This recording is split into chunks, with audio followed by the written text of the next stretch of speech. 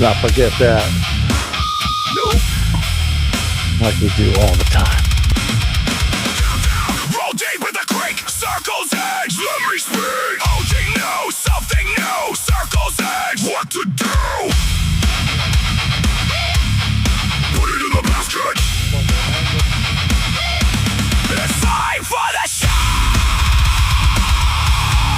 Let's fucking go. Woo! Oh boy, all right. What up, y'all, you Circle's Edge heads out there? Yes. Welcome Circle up. to where champions are made. Woo. On Inside Circle's Edge. Let's go. Woo. Heck yeah. Well, tonight we got something good going on. We do. Waiting for host to accept. Yes. All right. He's there. Oh, He's there. He is on standby. He is in the queue. That's what's up. So heck yeah. We got a good show going on this week, man. We got a good buddy of mine, Virginia legend. Oh man, this dude, I'll tell you what, when this man speaks, people listen. That's for sure. That's right. That's what's up. His name echoes through the chambers all throughout Virginia. It certainly does. Yes, it is. Should we go ahead and give him his real introduction? No, not yet. Not yet. No, we got a couple things. First, I want to talk to you just for a minute before we bring them on for a minute, man. I just want to know how you're doing, my friend. How are you, buddy? I'm doing all right. Let's go. I actually went and played in the new quarter last week. Okay. And all right. I did not place as well as I would have liked, but I did cash. Oh, let's go. Okay. Cash. And we had lots of our Circle Edge heads out there, actually team members that placed very well. Took down some W's. Alicia Knox. Ooh. I know she took down the W. Let's go, and I had a Alicia. couple buddies. James Schrader took down a W out there and had a couple other newbies. We're going to call them out later. That's part of the rest of the show, so stay tuned. Yeah. Got some shout outs for the new quarter during our honorable mentions. That's what's up. We got a couple other segments and stuff going on that's happening in the show. Don't forget about our broadcaster out there, Curdy McGurdy. With the dirty on the 30. On the 30. Yeah, we can't wait to bring that guy in. Yes, we missed him last week. I think there's some beef too. There's always beef, I think. Oh my goodness. There's always a stench of beef going around at disc golf, and there certainly is. We're here just to let air it out. Yep, that's right. We got Michelle Green also coming on a little bit later to give her shout outs to all the women in the sport as well. Mm-hmm. And we got a Ross. I don't know if Ross is going to come on. Hopefully he is. I know he's around the property somewhere, but he's got a lot of news going on with Deep Creek this weekend. Mm-hmm. A couple different things going on, and I know Mickey's got some stuff going on, so we'll hear from them and see what they've got to say about some things to do this weekend and some people to remember. And that's what's up. Gonna be a good time. Ross and them, everybody, we're out there playing tiki right now. So everybody's on the course playing tiki. We just got finished. We can only do 9 right now because we had to get back in and get ready for the show. So, we wouldn't run into like all the problems that we have been running in the last 6 weeks. But anyways, yes. You ready? I'm ready. We can go ahead and start. You want to bring in our buddy? Let's go ahead and bring in the guest of honor. Let's go.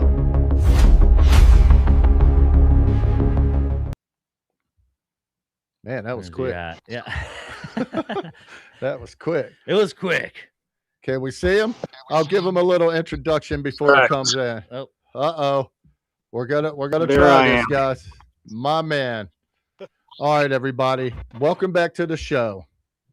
If you want to talk about an unadulterated disc golf culture on the East Coast, you have to talk about the legends who created the blueprint.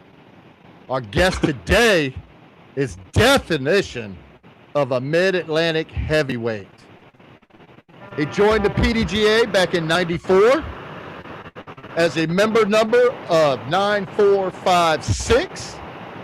He has stepped up to the tee for an unbelievable of 350 plus career events. That's what's up.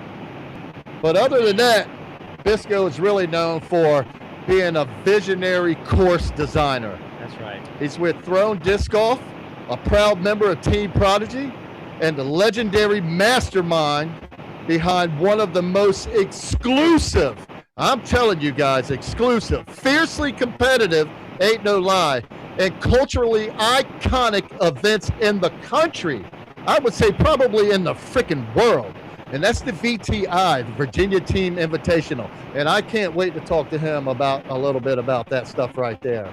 So without further ado, I would love to bring my buddy John Biscoe on. That's right. What's up? What's up? Hey guys. Hey buddy. Thanks for having me. Oh, you're so welcome. Unfortunately, we're getting some the claps are a little late there. Our audience is on the we're getting a little glitchy, Biscoe, and a little glitch. So I don't know if there's a better spot maybe or somewhere we can go, but if not, we'll make do. This is probably about as good as it's going to get. 50 miles from the 50 miles from the capital of the world, and you don't have don't have wired internet, and my phone signal is crappy too. So here we are.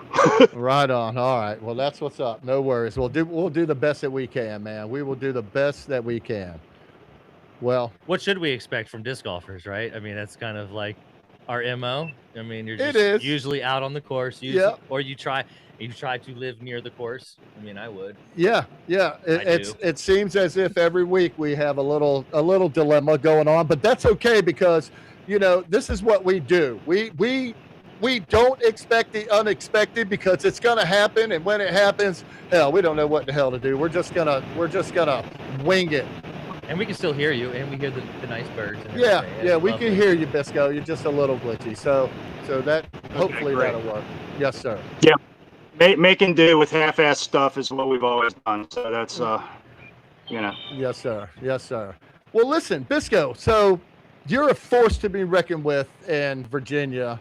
I've known you for over 20 plus years. You're a honest, hard, stern man. How did you get started in disc golf? Well, I mean, initially we played a lot of frisbee back in the 80s, really, and like a whole lot of other people, I played disc golf all over the place. And me and my buddies thought we invented it, playing with frisbees, throwing at trees. Actual disc golf with golf discs and baskets. I lived in the city of Richmond in the early 90s, and they put Gillies Creek Park in the ground just down the hill from where I lived. Mm-hmm. All my friends got very into it immediately. I thought it was dumber than hell, really. And I was such a bad sport that I couldn't bear losing to my friends. So everything that I've done in disc golf ever since then has really just come out of being a bad sport to begin with. Right on. So that was in what would you say? What year that was, Biscoe? That was 94. 80s, you said the 80s. No, we played object golf in the 80s, not knowing that disc golf really existed beyond what we were doing. Like I said, we thought we'd come up with it ourselves. Right on. That's what's up. Yeah, I kind of, when I found it, I found Bayville. My brother turned me onto it. But anyway, that's a different story. Did you ever play with any of the guys out at William and Mary? Because I interviewed a bunch of guys out there at one time that were talking about basically, I mean, I know a lot of the old school disc golfers started with kind of, throwing at trees and targets and stuff. But did you ever make your way out to the campus out there with those guys? No, not at William and Mary. Around the VCU campus, we did quite a bit. That's where I went to school, and then later on, we were playing on the University of Richmond campus, which was a considerable upgrade. And VCU didn't really have any trees or anything, but it was not really something we did to travel at that point. It wasn't. I didn't realize, like I said, I didn't really realize it existed elsewhere. When we were first exposed to disc golf, they put Gillies Creek in, and there I fairly rapidly met Chris Heisel and Will Lewis. And those are the people who introduced us to the fact that disc golf went on other places, and there were tournaments you could play in and that sort of thing. And they dragged us to Raleigh a lot, to the monthlies there. I believe in '95 I played every monthly in Raleigh that month, or that year rather, and we did not have really tournaments in Virginia at that point. There were two. One of which there were two sanctioned events in Virginia that when I started. One of which was Duck Golf, which still exists to this day, and one of which, the other one, which I actually played in, it wound up that the gentleman who TD'd it had some issues, and it never got turned into the PDGA. So, did it really exist or not? I'm not quite sure. After that, we moved on to playing events up and down the East Coast, mostly Heisel dragging us around, and and eventually. Sorry, go ahead, Biscoe. And eventually, we decided to do some things, on our own. Started having events in Richmond. The first one there was called the Relapse, which stood for something Richmond Enthusiasts of Low Altitude Plastic something. I'm not even sure. I helped run the event. I'm not even sure what it stood for. That was a guy named Tad Cromwell who got that started. And yeah, I don't know if I and remember from there, that. No, that was well before your time. That was probably '96, maybe. Yeah. I didn't find the PDGA till '99. So, although I did find disc golf about that time, but I didn't know about, an association and you could play events. So, yeah, I remember the Battlefield Open. Yep, that goes on to this day as well. Yeah. I ran that for quite some time. At that point, I owned a screen printing business that I was doing mostly work for local bands. It seemed like, printing disc golf T-shirts was a logical thing to do, and so that was where two-stroke disc golf was born. And the two-stroke Battlefield Open. You had, right? Company that you started, two-stroke. Sure was. Yeah, I remember that. I do remember that. I still have some apparel, some two-stroke apparel. Is that still going on, active, or doing anything now, or? No, I haven't done anything really. I brought one of the old stamps, the old hot stamps, back last year, and occasionally we'll do something like that just for an event. But I'm not really actively running that business. Really, Throne is my disc golf business now, and that is, primarily a course design business, but I do wind up running some events as well. Okay, all right. Well, man, how's that going? Let's go ahead and get into it. Throne, huh? When did you start that? I guess to go back to the beginning of designing courses to begin with, in '97 we got the opportunity to put something in at Dorey Park in Richmond, and I wound up doing most of the design work on that. At that point we were just begging for space and doing all the work and paying for everything we could, and it's come a long way since then. Then for years and years I just sort of did it on the side, not getting paid. At some point it transitioned from doing it on the side and to doing it on the side and getting paid.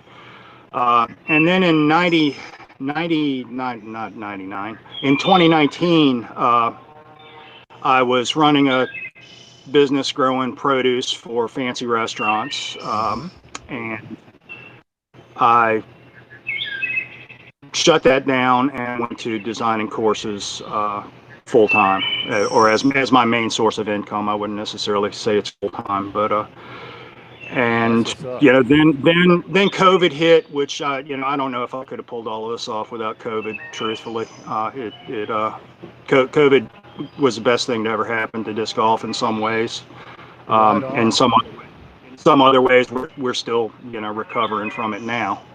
Right. There were a lot of unrealistic expectations people applied to things after COVID, and but that's now I managed to have enough design work to pay my bills, which is all I really. That's awesome. That's something. Did you ever think that you would become a course designer, John? No, it's something that you just I was one before I ever thought I would be one. I guess is a way. Uh, nature. There's a old saying, nature abhors a vacuum, and to some degree, everything that I've done in disc golf has just been filling in vacuums where there's been a space to do it. Doing things that needed to be done by someone, and then eventually it's like, well, I can't really afford to keep putting so many hours into this if and not getting paid for it in any way. So it's a lot of work, a lot of time, dedication. It blood, is a lot of work. Sweat. Yeah. It's a particular amount of work this time of year. So is there how many have you done so far since 2019? And then do you have a favorite that you've designed, or go ahead? I'll ask you the third one in a minute. Well, at this point, I've designed just shy of 50 courses. Wow. I was hoping my 50th course would go in this year, but it's looking more like it's going to go in next year. My favorite course will always be Hawk Hollow, which is where is a course on our farm. That my family is kind enough to let us play on, and it's the best cow pasture course in the world, and I can vouch for that. Doesn't have very many amenities at all, but it's always going to be my favorite for sentimental reasons. And realistically, I also think that the course, if it had all the amenities of signs, which cattle immediately destroy, and good tee pads, which cattle immediately foul up, if it had all that stuff, I think it would hold its own with pretty much anything, anywhere. I agree, John. I love your property, and I appreciate you over the years, opening the place up, you and your family. You guys treat us nice. I remember some good times there at the Hawk Hollow Open. One of my favorite things there was, the hot pepper eating contest, and we lost them. And we'll find him back here in a minute. The signal out there. Pardon us. We're getting close. That signal out there is crucial. Yeah, it's rough out there. Biscoe's all the way out in like Mineral, Virginia, and he is like a ways away from kind of everything. So I guess we were lucky to even have him on. Yeah. For the little bit of time that we had. So he just recently had the tournament out at Lake Marshall, right? He puts that on, right? Yes, he ran the Lake Marshall Open. Right? Yes, in May. Yeah, just a couple weeks ago. Yeah, it was a few weeks ago. Yeah. He ran that. Yes, he did. Just have a lot of buddies that always go out to that one. So shout out to anybody. He runs a lot of stuff. John is it's a huge force in Virginia. When John speaks, people listen. Yeah, and he's a huge part. And I mean, I can tell the story about that I have with John Biscoe. I mean, I don't have a ton of personal interaction with him, but I've heard of him over the years. Tons. I actually, if you're out there listening, and if you heard of the project called Oasis, the Oasis of disc golf, there was a disc golf, or there was a regular golf course for sale out in Toano, Virginia, Colonial Disc Golf Course. My partner and I had intentions on purchasing the property.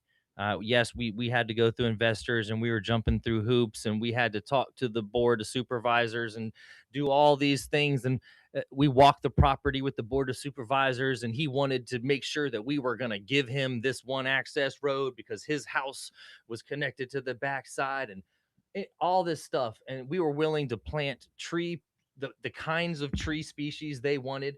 There was endangered bald eagles on the property. We were willing to create plans for. What's Oasis? That's the property that it's a disc golf wonderland. Okay. That my old partner and I he's still in the mix. My buddy Johnny Wright owns Level Artscapes out there in Williamsburg, Virginia. It's an awesome company. Okay. They do lots of high-end hardscape work out there in Kings Mill, etc. But no, we were coming together. We wanted to find a property to build like the ultimate wonderland for disc golf. We put together the website, we put together all the business plan, we had all the property plans, we had there was endangered species on the property. We had a plan for those. We were going to work with the College of William and Mary to allow them to let their students onto the property to help us. There was invasive species. There's chemical runoff going into the Chickahominy River. There was things that needed to be done that a professional hardscaper could fix immediately, especially with the local crew that could jump right in there and handle it. Needless to say, we had a write-up in the paper in the Virginia Gazette. It was a very big deal. I had over 500 people ready to rent, buy, own, and inside of this disc golf community we're going to create. And a nut and bolt company came in. Thank you, Josh Glass. We love you, brother. Shout out to you, Not. I see you. Came in and swooped the property up for cash. Now, whether or not they knew the story I assume they had to have known the story. Again, we had to jump through so many. We had to go talk to the city. We had to go in front of all these commissioner people, board, supervisor. We had to walk the property. We had to talk to neighbors. There's a write-up in the paper. There's no way he didn't know. Right, for sure. And this guy knows us from back in the past because he used to come to our house to hang out and party or do whatever we did back in the days and entertain himself. And then not even a comment back on Facebook. So disc golfers out there, if you see this guy, he's not a disc golfer. But no disc golfer. Long story short is when we were going to need some course design, and the first person I went to my home league there in Colonial, talked to Ricky Snap and Walt Winnington, shout outs, and they were like, yo, shout out, fellas. They said, dude, you have to talk to Biscoe. Like you can't go to anybody else but Biscoe. Yeah, for sure. And so I did. I hit him up, and Biscoe, he definitely had some solid ideas. He had some solid plans. Had a decent price on coming out there and working with us. Like I said, unfortunately the property got swiped, but he's still in our thoughts and our dreams for that future property. Heck yeah, no doubt. Currently, so Level Artscapes, Johnny Wright, myself, and Circle's Edge. Yes, sir. We do have plans for the future of Oasis still. We are going to continue it on. As you know, we don't stop working over here, man. Yeah, we love disc golf. So we're thinking about there's a property acquisition going on somewhere. I don't know if I should even reveal where yet. We'll just say it's on the edge of the earth. Oh, boy. It's on Circle's Edge. So we're going to have a tournament. We don't know when yet. We will definitely keep everybody in tune, but it's not going to be in America, and it's going to be on the edge of the earth. It certainly is. And it's going to be an all-inclusive type tournament, and you're going to love it. It's going to be amazing, and we'll keep you in tune with that. Let's shout out the two people who are watching right now. Mook D! Mook D! JG! What up? Mook's my brother. Let's go, Mook. JG, of course, is my brother as well. Yeah. You're my brother or my son. But is my son out here watching too? He said he was signing on, but I don't see him. I thought he was binging. Where's my girl at? I don't see her either. Man, we're waiting on you guys. So what up? Thanks for joining us. Anyways, we're trying to talk with John Biscoe here. And unfortunately, John Biscoe is kind of in the middle of nowhere. And his service isn't the greatest. And I guess we just lost some service, some signal. But one of the things that Biscoe is definitely known for as well, if anybody didn't know, was his event that he runs, the VTI, in March, the Virginia Team Invitational. Oh. And if I'm not mistaken, I know that I was and played in this event in its inception or conception or inception, or right when the very first one. How about that? And for 17 years straight. And in those times, in those years, it just, I remember we started out with, I think it's always been, man, I'm pretty sure, I think it's always been 9 players, but we had AMs and pros mixed when we first started to play. Why 9? For a tiebreaker. for nine. You could 8. It's nine people, 9 Oh, players. just It's to, for got you, time. just to make sure. I got you. Okay. Right. It's for score, tiebreaker, and stuff. But the AMs back in the day, everybody was like, everybody would call everybody baggers, and they wouldn't play and this, and they'd cash, they didn't cash. So we were, Biscoe after a couple of years was just like, all right, we're just going to make it all pro, and so it became an all pro event, which I think that probably took too long to do, but when he did that, Jesus Christ, there's like a 22. When I left 3 years ago, 4 years ago, we got eliminated from there, and there's a 22-year waiting list. Oh my God. So if I was to put my, entry back in, losing 4 years ago at 54 and with 22, Brad, this is for you. Would I be 79? What do they call that in disco? What would that be? What is the 70s? Huh? What's the 70s? Oh my God, I'd be a legend. Is that a legend? I think maybe that's the last. It's an old Is that the last? mother. Has anybody made it past legend? Or then is there an Yeah, 80? there's 80s and 90s. What do they call it? Do they have a name for it? Man, grand legend. Is it just do okay? Super legend. Okay. I don't know. What up, Geraldine? What up? Any other Biscoe stories? What else you got on him? I know. Oh man, well I could. Yeah, I mean, I got a little rough little Biscoe story. I could tell. One of the years at the VTI, our team was in it, and we weren't doing too well as well. And we had 2 rounds to go, and our last round, we were in like last place in our division, and we knew that we had to play in an elimination round. And in Biscoe's format, there's the beef division and the dairy division. Oops. And then you have the beef and dairy, and then there's 6 teams on either side, and there's the home team and Spotsy team are on one of the other sides. One's in beef, one's in dairy, and those teams are exempt from elimination.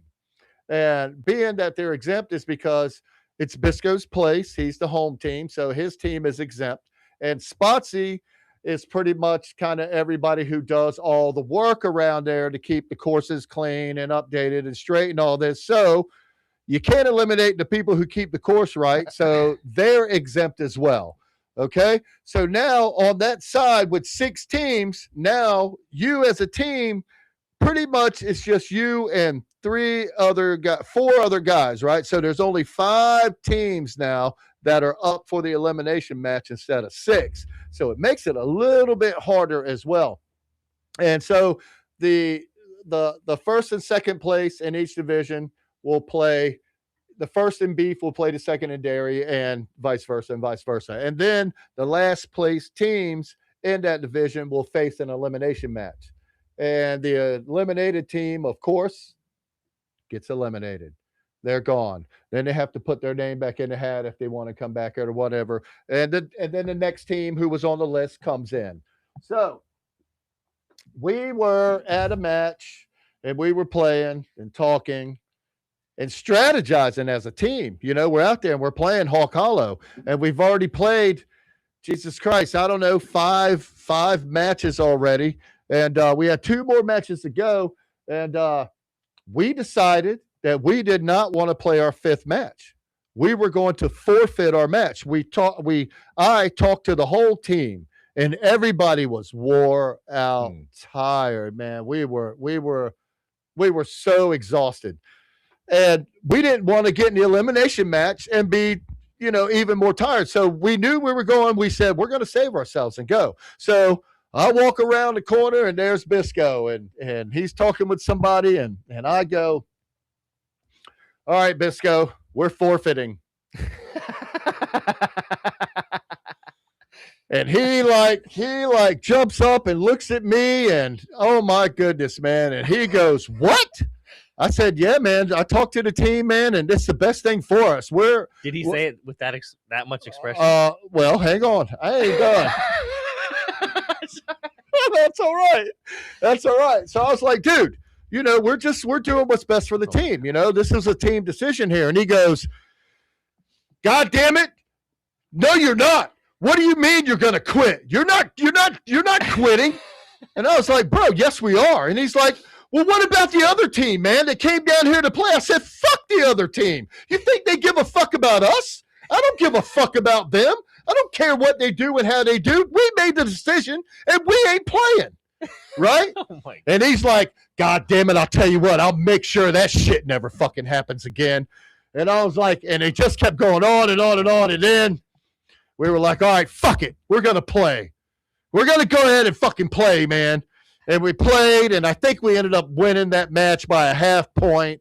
And then I think we ended up beating the elimination match as well by like a half a fucking point. I mean, it came down to the last hole, the last putt, the last of everything. Oh my God. But I was like, hey, man, it's in the rules. It wasn't stated you can't do that. We were doing what's best for the team. It was a team decision. It wasn't like, all right, I quit. No, it was a team decision. We were like, this is what was best. But he wasn't going for that. He was, looking out for everybody else. What I thought wasn't fair. Why ain't you looking out for us? Oh, my. You know what I'm saying? Like, who are we? So what is there are we? beef there? So hold on. Scratch? Where's Brad McCoy? I just smell like you got to get this off your chest a little bit more. Nah, I ain't got it. That's already long gone. It's already that's like close. Way gone. Well, you know what time it is? Like it's actually, you know what time it is not gone? It's actually. Is it time for the dirty? The dirty on the 30. Only. He's not on location right now. So that was 2014, Mook. Thanks, bro. That's what's up. I thought it was like 2013, 2014. Let's go. Usually Curdy is going to give us a live message. I don't see him waiting in the queue, but he did send us in a video today to send you a special report live from the course. This is just for you guys. So we're going to go ahead and rock on with our.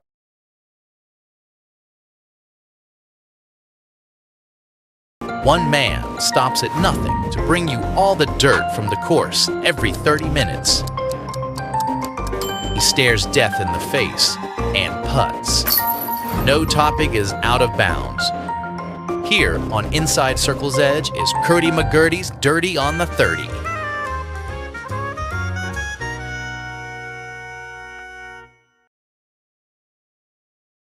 Kind of reminds me of that dance back in the day.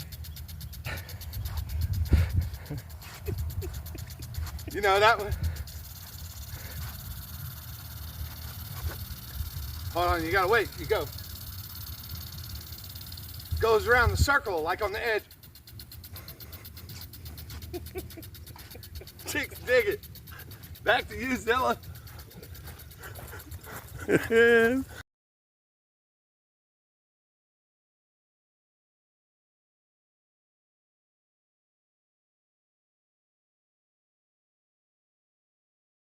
Oh, 3, 2, 1. Buddy. Hey. Looking official. Look at him.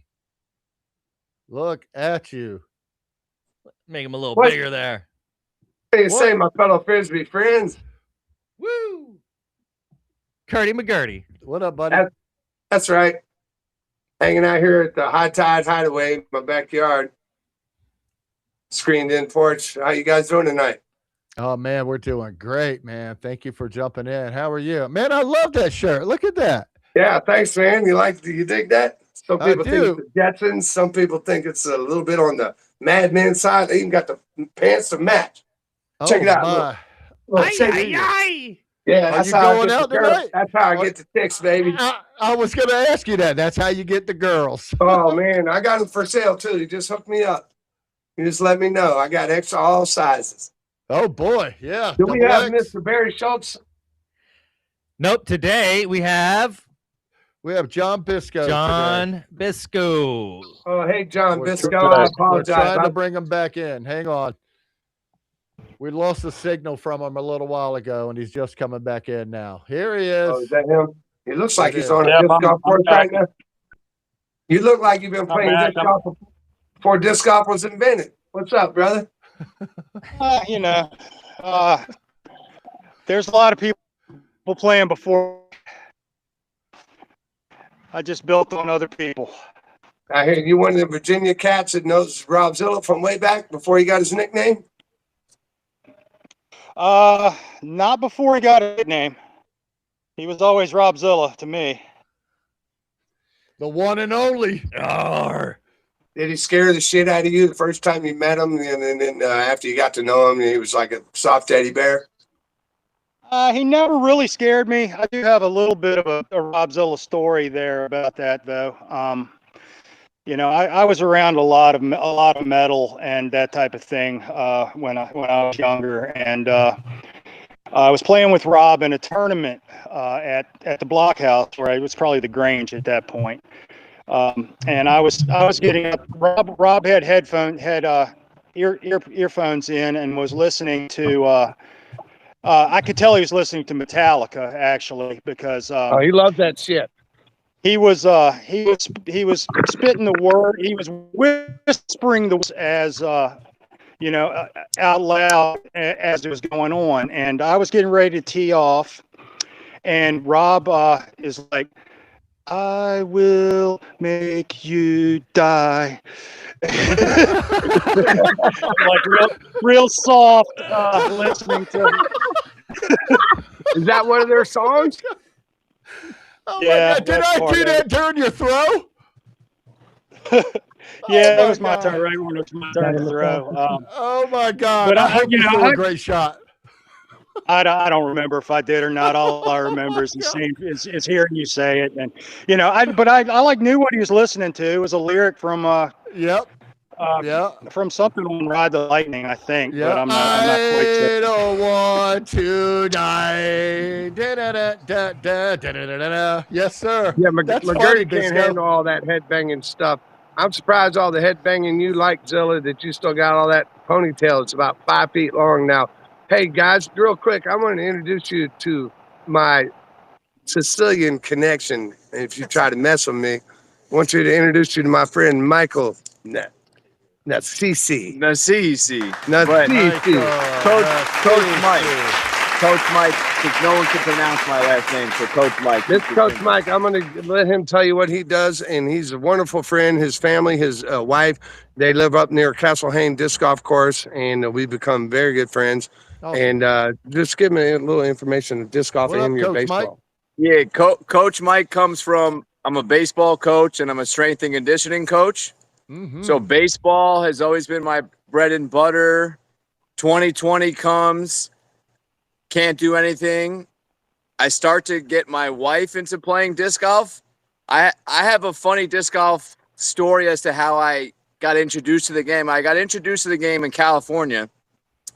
I grew up in New York, but I ended up going to school in Northern California at Chico State. No fucking York. And Chico is an amazing place to be for college, an amazing place to be in general.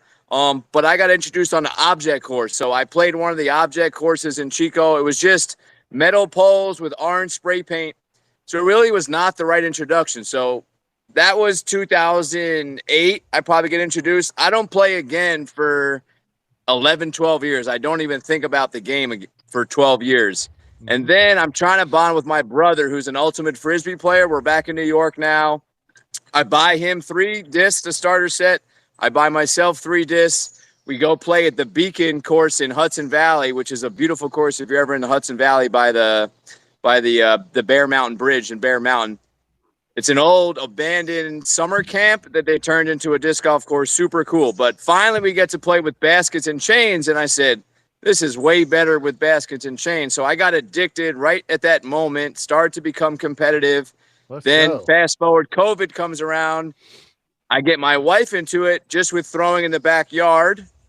And then we start playing at Camp Gaw in New Jersey, which is a ski mountain. Jersey? What exit? Yeah, exit. What exit? It's a good question. And because she was working remotely now, COVID, so she had to hop on Zoom calls by 10 a.m.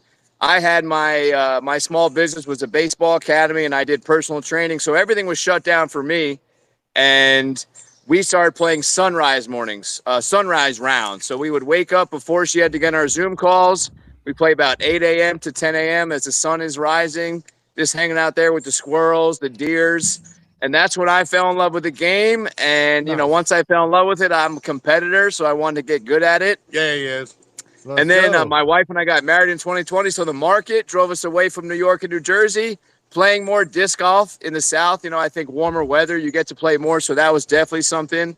When we were shopping for homes, we want to be close to Castle Hayne. So, you know, we're 7 minutes down the road from Castle Hayne, and we're lucky, and it's one of the most beautiful courses. He's out there in January when it's 28 degrees with shorts on and a daggum white beater on. And, you know, in New York, I was so addicted to disc golf in New York, I would play in 6-7 inches of snow. So playing in 30 degrees is beautiful compared to the snow. Hey, guys, I wanted to show you something, Rob. You see my necklace up there close? No. Yes. No. It's a compass. And guess what? One of my sisters for Christmas last year, she told me she gave it to me. She told me she was concerned about the direction I was heading. And I'm just now kind of getting, you know, she's really worried, you know, about my, so I'm trying to head in the way I need to go. And look, I appreciate you guys. I'm not worried. I just follow Curdy. So wherever Curdy's going, that's where I'm going. That was your first. Yeah. Smartest thing you ever said. Follow him. Hey, ask him the question, Curdy. Ask him the question. Yes, I'm getting ready to. Come here, Michael. Now, Cece, and don't you worry. He works for me. You know, he's got. Michael, when you hear the term "circle's edge," what's the first thing that comes to your mind? Let's see. It's got to be. It's not Robzilla.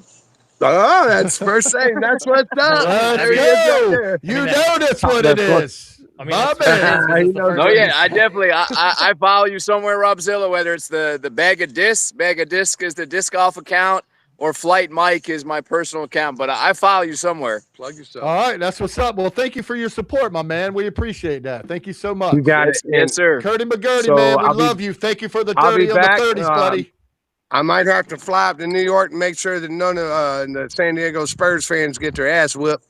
Go Knicks. Go New York. Go New York. Knicks. I think if I just wear this outfit, it might calm. If I wear the outfit, it might calm enough people down just to mellow out and smile. Knicks in 5. Knicks in 5. Let's go. Let's go, Knicks. You got the Biscoe boo, though. You got From the CE Network, I'm Curdy McGurdy with your Dirty on the 30. By the way, I got one question for you guys, and I'm going to let you ponder on it when I come back. Hole 10 this past weekend in that Northwest Championship in Portland, Oregon. Final round, I believe it was. Did Ricky Wysocki hit a fan on hole 10 from his drive? And my question is, if he did hit a fan, what do disc golfers do when they actually hit a fan? I know ball golfers, stick golf is what I like to call it. They give him a glove with a signature. I don't want a fucking glove from Ian Poulter. I want to know, Ricky Wysocki, what he gave the guy when you smack somebody. I'm going to leave you with that from the CE Network. I'm Curdy McGurdy. Back to you, Zilla. All right, Coach Mike. Thank you, Curdy. Thank you, Curdy. We're going to find out, man. We're going to find out. Well, damn, Biscoe, thank you for coming back. Yep, man, Ricky is constantly giving people discs out of his bag, so yeah, I bet think somebody probably got hooked up. I tell you what, I really do love Ricky these days, man. I love I just love his actions on the course, the way he is always, just waving, just connecting to the crowd. I don't know. I just love that about Ricky these days. Yep, he understands what the process is. Yep, that's right. So listen, while you was gone, I told a little story about the VTI, and my brother reached in and said it was back in 2014. It was the time when I think that I really pissed you off really, really bad. Do you remember when y'all were gonna quit? We were going to forfeit. He knew. Yes. And who talked to you? And why did you not get eliminated that year? We didn't get eliminated because we ended up playing and winning by like a half a point. Right. I remember it well. Yeah. Yes. I know that I pissed you off, but it was something, Biscoe, I guess, right? It wasn't written in the rules or anything like that. You couldn't do that. And I know that, it definitely wasn't like a one person decision. It was a team decision. Everybody was hurt, man. We were like, and I'm sure everybody who came there were hurt, but us as a team, especially, I don't know, Glenn Henry twisted an ankle, fucking Wayno Brown like broke his hand or something. I probably threw out my back for the 9th time or whatever. I don't know, but I know that was something that we had talked about, and we were like, man, we just don't want to do it. That was, what was best for the team. I didn't know it was going to piss you off that bad, and I know it never happened. It pissed a lot of other people off it pissed other people off more than it pissed me off. Yeah, my attitude to some degree is if it's within the rules, I got no real business being too bent out of shape about it. But again, I didn't care. The good advice that you received kept you from getting eliminated. Yeah, it did. But I didn't care about the other teams, to be honest with you, because they damn sure didn't care about us. So we were looking out for us. But anyways, it did work out. We did, by the hair of our chinny chin, make it and hang on to live another day. Mm-hmm. But yeah, I remember that. Yeah. And guess what? Go ahead. No, please go ahead. Sorry, I didn't want to take it up yet. And Rob. Yes. How many times have you been eliminated from the VTI? Oh my God! Now, if maybe 4. I think maybe 4 times. But it's funny. I still never I still was like 17 in a row I made. So right. Lost him again. Uh-oh. We'll get back to that again. We'll get back to that. We're definitely getting back to that. While we're taking a quick break, we can go ahead and bring up our sponsor for today's show. Our first sponsor is Atlantic Coast Screen Printing. Call your custom screen printing and embroidery needs. They're actually launching a new website coming out, and I know it's going to be beautiful. So it's going to be at AtlanticCoastScreenPrinting.com. But reach out to Circle's Edge Disc Golf. Also, if you need any disc golf apparel, or products, we can also hook you up with Atlantic Coast Screen Printing. Yeah, and that's at circlesedgeapparel@gmail.com. Yes, or just go to circlesedgediscgolf.com. Ooh, check out our website. Right there. Man. Our next sponsor is Forgotten Road Ales, the brewery of breweries here in Burlington, North Carolina, with several locations across North Carolina. They have all of your wonderful delectable flavors of custom brews available. This is the M3rd 25th, the deafening sound of silence from Forgotten Road Ales. You can check out all of their products on ForgottenRoadAles.com. Yep. They have their putting league on Thursday nights. Check it out. Run by Ross Aru from Deep Creek. Yeah, and I believe they're in Graham, but they're close enough. Sure. But they're close enough. They're in downtown Graham. They got a beautiful place. Nice backyard. The owners are very, very cool, and Ross is even cooler. And and we got to thank Ross as well too for letting us do our thing here. Deep Creek, man, we appreciate it. We do our tikis now here on Wednesday nights at 6:00. That's right. We're gonna set up some stuff. After that, Joe and I, or Zuki and I, will play the first 9 to try to get out there, and then we'll come in and we got to get ready for our guests and everything like that for the podcast. But what's going to happen, the person with the lowest score will end up challenging me to a skills challenge for an extra prize if they want to hang out. And it'll be immediately after the round, so they don't have to wait and do all that stuff. So we can cut in or do whatever. And if they decide they want to leave and don't want to, we'll do the next person. That's right. Yeah. And who knows? It might be me. And in theory, we're just donating to the pot there. So we're buying in. So we're buying in for you, and you get to win. No, Crisco, the beef hasn't happened yet. We're going to do it. I'm trying to call in Brad McCoy. He's in the other room. We'll get him in here when he comes. He said 10 more minutes. I got beef, Brad. Now I got beef with Brad. Making the show wait. Oh, it's fine. We'll be all right. We're going to make this. Chop it off. Wipe it up. What else we got? Who else is out there? Anybody got any questions for us out here on the podcast? What's up? What's up there, Jizzle? We can go ahead. We can go ahead and do. We don't have to go in the same order that we always We go in certainly either. don't. You know. No, man, we're winging this shit. Like I totally said, are. why would anything go right? Right. Let's Because just Ross is here improvise. too, man. We could literally pull Ross in. So we're waiting on Ross and or Brad. But in the time being, we can go and we could do part of What the are we honorable What are we mention. going to do? So, guys, some of you guys that don't know and don't know what we are, who we are, we're Circles Edge Disc Golf Apparel.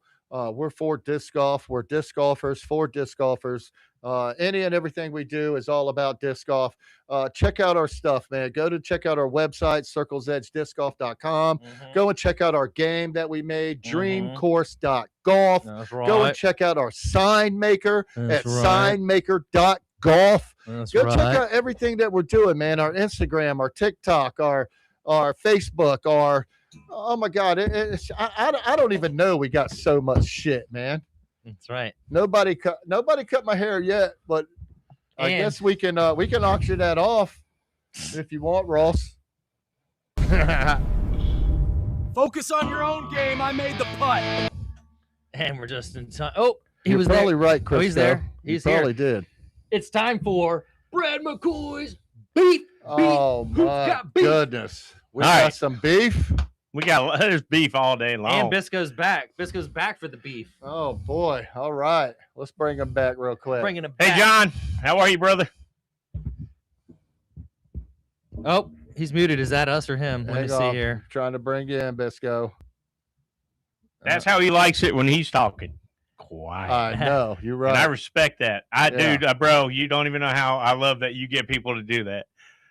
I know. I heard that he missed me though on his last one. Right. Your silence creates silence. Is it? Hang on, Biscoe. We It's on his we side. got to get you back here. It's on his side. You muted? Oh, it's on your side. Are you muted?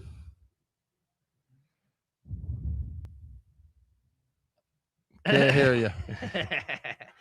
Gotta love technology. Nothing, buddy. Yeah, it's Can't hear at all. That's that. I have a beef Well, with technology. I got this beef I with have a beef with technology technology, again, man. boy. This is like the second, third frickin' week. Yep.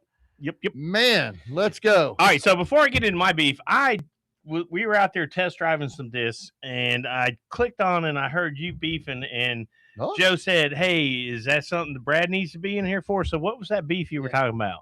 He actually continued it.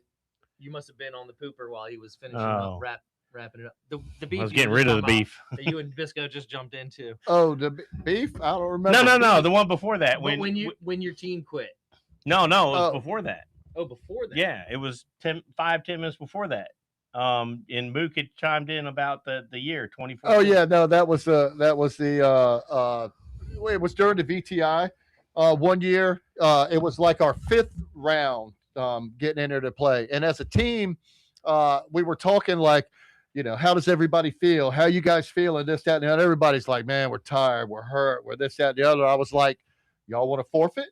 Because we're already going to the elimination match. Yeah, we got to play. You want to forfeit to save? Yes, so everybody was good with it to forfeit. Save for survival. I come around the corner to ask or talk to John, like, hey man, we're forfeiting, and he wasn't too happy about that. And I guess neither were some teams. But I was like, hey, those teams don't give a shit about me. I don't give a shit about them. They're staying in it. They're already staying in. Yeah. Like, what the hell does it matter? So, and listen, you run one of the premier events in the nation that everybody just wants to stay in and survive and fight for. I'm not kidding. I'm so glad that I got to do it for about 12 years. All right. I'm telling you, people talk about it. They get excited about it. As soon as it's over, they're talking about it for next year. Mm-hmm. Thank you for what you do. And also, I'm going to say this. You have what is my number one favorite course. It's number one on my list. I love Hawk Hollow. Man, I'll tell you what. I do. It's my favorite. When people ask me, that's my answer. So thank you for that. And I know we're not still hearing you, but I'm getting ready to go into a little beef. So the first beef I have is with Ty and Trey. So take a look at the shirt. It's going to happen every week. Thank you. All right. So that beef's over. I'm gonna put a stop to that. I know I'm gonna put a stop to that. We're gonna blur that shit. We're gonna make sure there's a blur right there in the middle. I know Biscoe has a beef with it. He's a Biscoe does have Krzyzewski decent hater. shit, I too. know it. He's wearing Carolina blue right now, looking good too. So the beef this week is this: 30 seconds. 30 seconds. We let one man in this sport take our control time and setup time and figuring out what shot we need to throw. And remember, we play on the side of the mountains. It does. You get down to your disc. It takes 15 seconds to get back up to your bag and figure out what you want to do. Sure. It's 30 seconds to me is just ridiculous to have to address your shot and then get a throw off in 30 seconds. How long do you think it should be? A minute. As long as it a takes good minute. Then the day can go on I mean, forever. if it wasn't for Nico Castro, it would still be as long as it takes. Yeah, I love Nico. So Nico, I do we're too. hollering at I you. do Come too. and holler at Yeah. us, bro. We want to sponsor you. My beef's Nico. not with you. My beef is just what the PDGA did because of you. So, 30 seconds. Hey, the Jeopardy contestants on Final Jeopardy get 30 seconds. To them it's a lifetime. And if you don't say who is, or they're making a lot of money. State it in the form of a question too. Right. Yeah. So it happened perfectly this weekend in the Disc Golf Pro Tour. If you were watching, it was in the chase group, and Eagle McMahon. It was the par 5. I think it was hole 11 or 12, and Eagle was taking the non-traditional route, which he does a lot. And I'm sorry, Anthony Barella. My correction. It was Anthony Barella. And he just bombed this big hyzer on this par 5 where everybody usually takes the shoot up and turns right. And he nailed the shot. Perfect conditions, no wind. Well, then Luke steps up. And as soon as he steps on the tee box, wind, heavy wind gusts. And it lasted for over a minute. He had to take a time extension to try to let the wind settle. Now, you remember back in the day, we would just wait until the wind was gone. Yeah, pretty much. Too, we would know when our time was. We need to throw, issue, right? Yes. Right. Mm-hmm. So, again, I just don't think 30 seconds is the right rule. I think it should be a little bit longer. Again, like you said, we play in conditions where we're not just like, oh, here's my disc. All right. Oh, easy shot. Boom. We need that time to focus. If you watch the PGA, which a lot of people do, disc golfers anyway, you got to confer with your caddy. And when that wind changes, they reset and pick a different club. And they get, they get more time to adjust to what's going on in the conditions. To ask for an extension just because you're being pressured by 30 seconds, I just disagree with it. So if anybody else agrees, chime in. If everybody agrees with that 30-second rule, chime in on that too. Yeah. I'm not saying I'm right. It's just one of my beefs. Well, magically, Billy just showed up, but we can keep talking. Welcome, Billy Crump. Hey, Billy. What up, Good evening. Good evening. Hey, buddy. How's it going? How are you? Wonderful. Dreading summer on the way real fast, but other than that, great. Oh man, yeah. Well, we had we have Biscoe on the show tonight, but unfortunately he's out in BFE and he doesn't have the best service, and so he's been coming in and out. I don't know if you've been looking and watching. I've been watching. Yeah, so he's popping in and out, my man. But thank you for showing up. We appreciate that. And we got a little something for you, Billy. I know that we talk about wanting to get you in a little bit of the Clash stuff and everything like that. So I have a little collection of videos to my right over here, and I'm going to reach in there and I'm just going to kind of pick one out, and we're going to kind of go through that, see if we could jog your memory. Yeah. You might need a bat to hit me with, but go for it. That's all right. We got 6 of them in here. We could just keep on hammering, my man. All right. So okay. I don't even know how or what they are or nothing, but here it is. Wait, that's not your disc. Oh. Or that's not your video. Hang on. It's still not his disc though. Shit. Is that one it? Wait, Yeah, that one ain't it either. It said Clash on the back. That's the Tupelo. That's the one I'm in. Yeah, that's the one I'm are? in. Yeah. With What? with Avery Jenkins. I took second that year. Holy Because shit. of Avery Jenkins, but I got to play This with one him. isn't the but this isn't the Clash series. series, right? It This says? isn't the No, I did. Yeah. We covered a bunch of tournaments, and we would Mhm. do a video of the lead card promoting that tournament. I don't know, we did 25 or 30 of those. I can't see it. Is that Tupelo Bay? It is. Yep. Tupelo Bay is a beautiful piece of property, a little small ball golf course down at the beach. And I'm pretty sure Kirk Yo had something to do with that, didn't he? I guarantee you he did. Yes, because he's still doing that today. He is, yep. Can I say something about that video that year? Yes. So I was in the lead group on the last round, and you know how every cart's being used, right?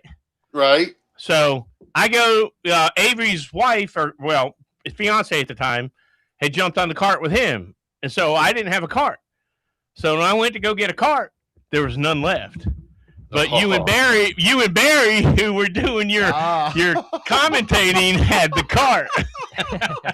I had to walk the last round. Let's just get that straight. I'm going to have a cart. I had to walk the last round. I'm just saying. Oh my God! How'd you finish? Second. Let's go! Yeah. Come on! I didn't mind to walk. You guys were doing your thing. I was good. Yeah. I would think that was more. I would throw that ball right back to the TD and say he should have been prepared because we requested a cart prior. If you watch the video, in the background, you can hear me going, "How do they have a cart? They're not in the tournament." Unless he edited that. Did y'all edit that? No, it's in there. Oh shit! It's in there. Oh man! That place is beautiful. There's some amen. Great shots. Amen. Water shots on that course. And look, to be hanging with Avery Jenkins on a big open course like that, that says plenty, Brad. Oh, yeah. No doubt. Yeah. No doubt. That's what's I had it was the best. Yeah, I loved it. It was a great year. Well, I'm going to reach in and do another one. Here's one. Shit.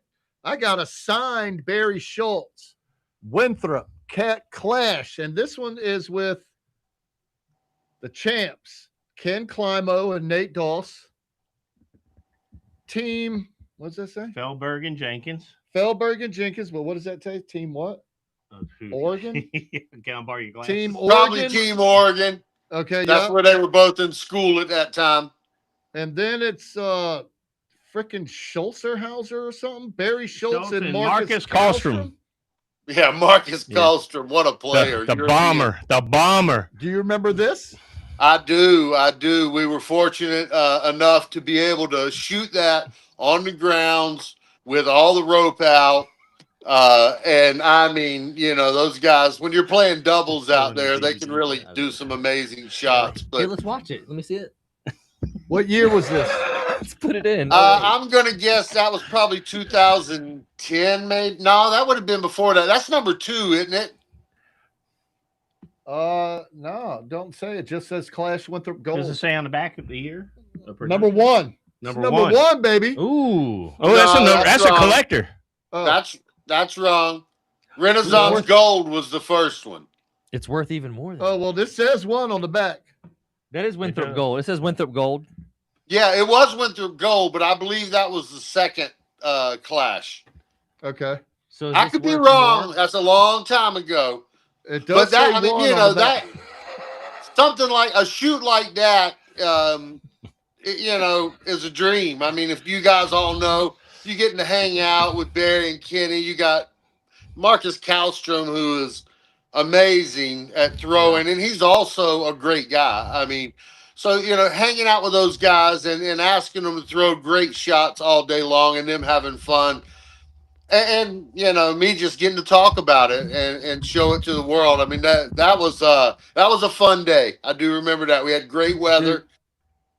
Do you think, was that like maybe during the USDGC? How did you get everybody there? It was definitely around the USDGC time. That's the only way we'd have been able to have the out of bounds there. That's right. Looks like our Biscoe's back. Oh, let's bring the godfather of Virginia golf. What a guy. Let's go. What a man. Let's go. Guess who's back? And what a course designer. Or did I? I hope we can hear him. Hold on. Maybe he's not back. I just hit the button to let in, and I don't. Either I hit the wrong button, or he disconnected before I could get him in. Man, if you're out there, Biscoe, you can. I understand why he's having problems. He is in the middle of nowhere of some of the most beautiful farmland.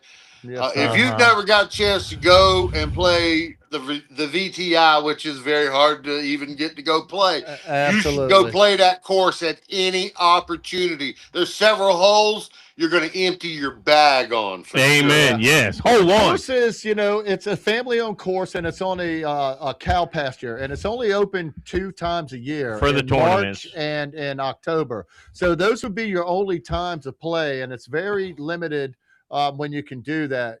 So yeah, but it's definitely on the bucket list, guys. If you don't have that course on your bucket list, you better put it on there, man. It is something else. Now, I actually covered the VTI one year and did a video. I remember. And I don't have any more videos. Barry Schultz might still have some, but and it might even be some on YouTube. But those holes, if you've never seen them, you want to see them because it's just going to make you want to throw them. I'm not kidding. The whole place is just so easy on the eyes. Oh, it's magnificent. I mean, the only negative, I remember going the first time, and I had to crawl through the barbed wire to get in. And I was like, what in the hell are we doing? Yeah. And Alan Beaver was with me. He said, come on, we're going to walk up here. Oh, watch that cow patty. I said, what the hell are you talking about? And there was cow patties everywhere. And once I got to the top of the hill, that's the last time that's the next time I just said it that I remembered that. Because everything else just took over. And it was worth that short little journey to get up to the top of there, hole one. It sure was. I'll tell you what, I love seeing discs in those. So true story for me. First time there with the High Point boys, triad team, and Kevin Gleason's on our team. And we're, it's early morning, cold. You see, like it's frozen on the ground. And we get up to hole one, like you said, it's a hike to get to hole one. You're like take a break. Ooh.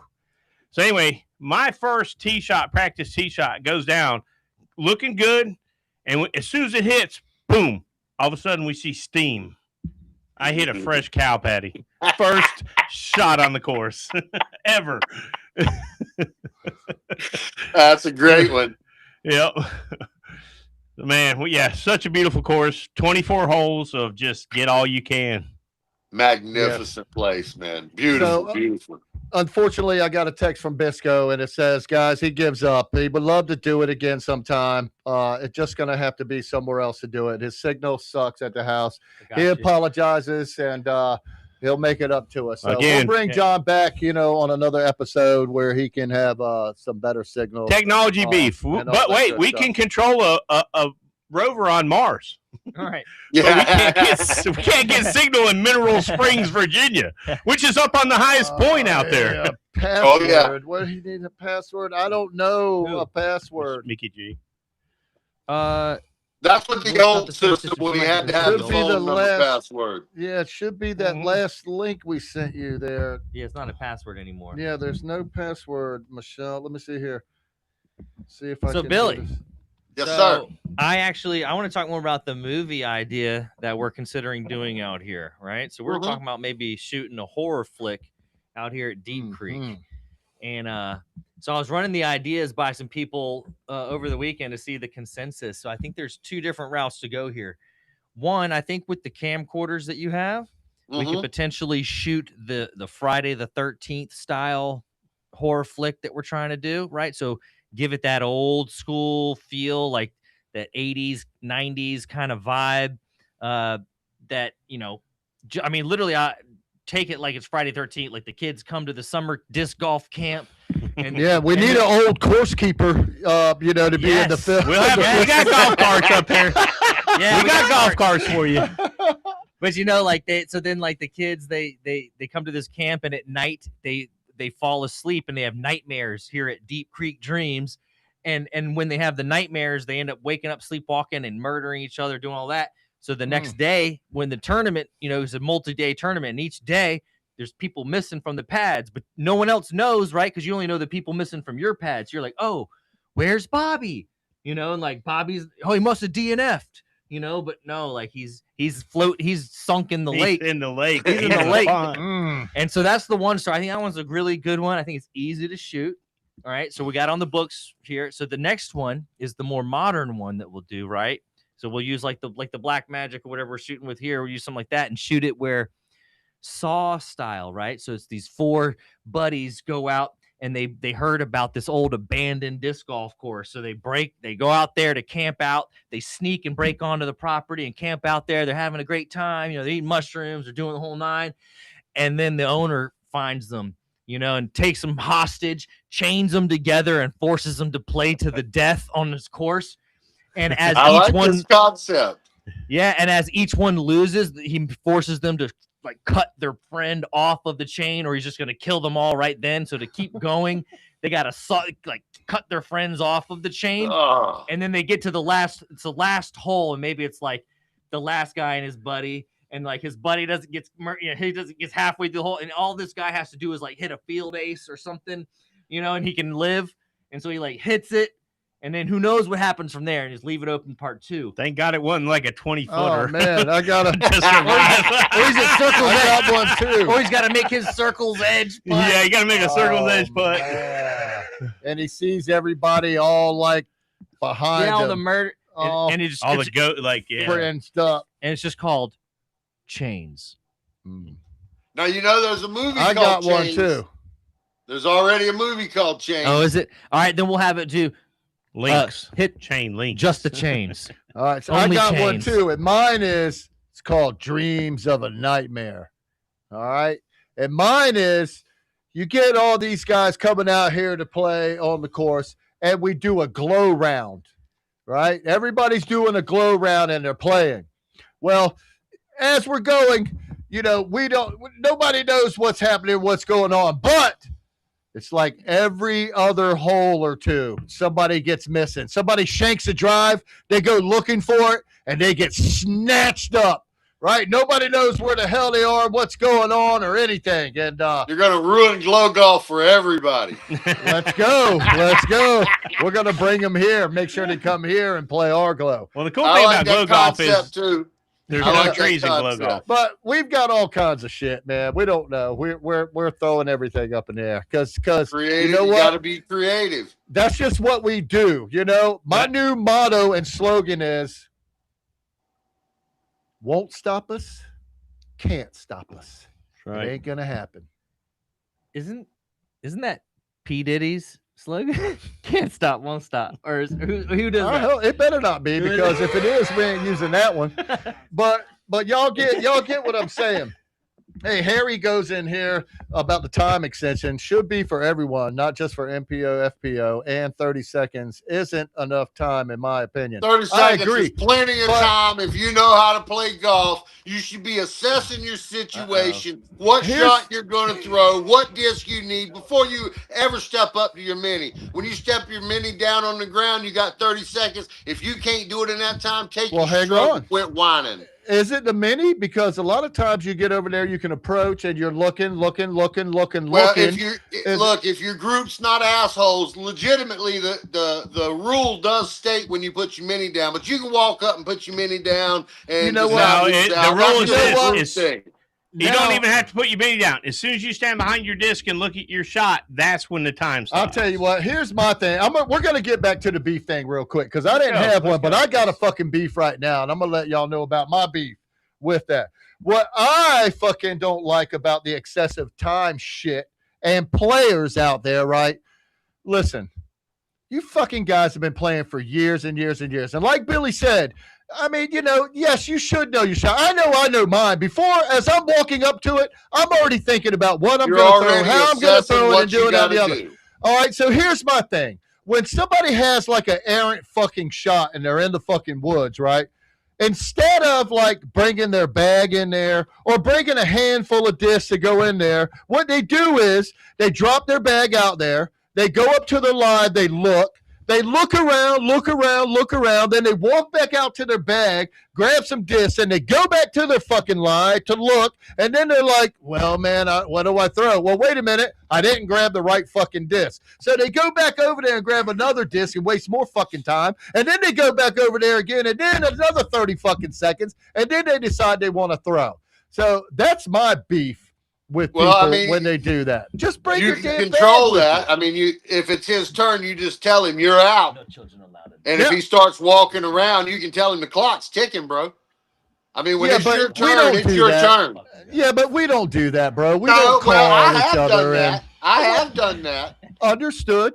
So the thing is this: in the PGA, the only time they get called on time is if they're falling behind the group in front of them. If you're keeping pace with the group in front of you, time is not an issue. But here's another thing: now that we're on the Disc Golf Pro Tour and we're only doing one round, where are you going after that? Where you got to be?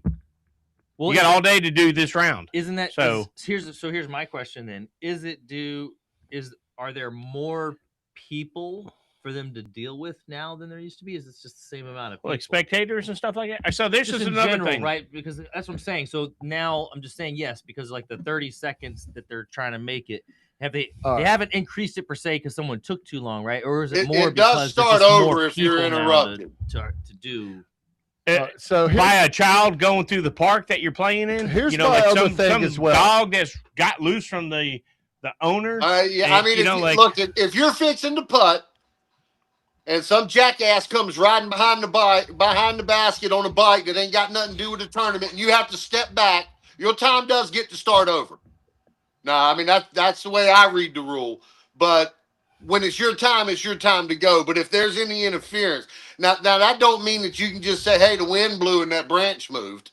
Right. I mean, it's got to be a legitimate interference. Well, I agree, but I'm just saying 30 seconds just, a little bit longer would be, because again, like I know what Rob's saying. And I'm sure it is. You got to get in there and you got to look and you got to go, oh, I got the wrong disc. But I'll go back to the PGA.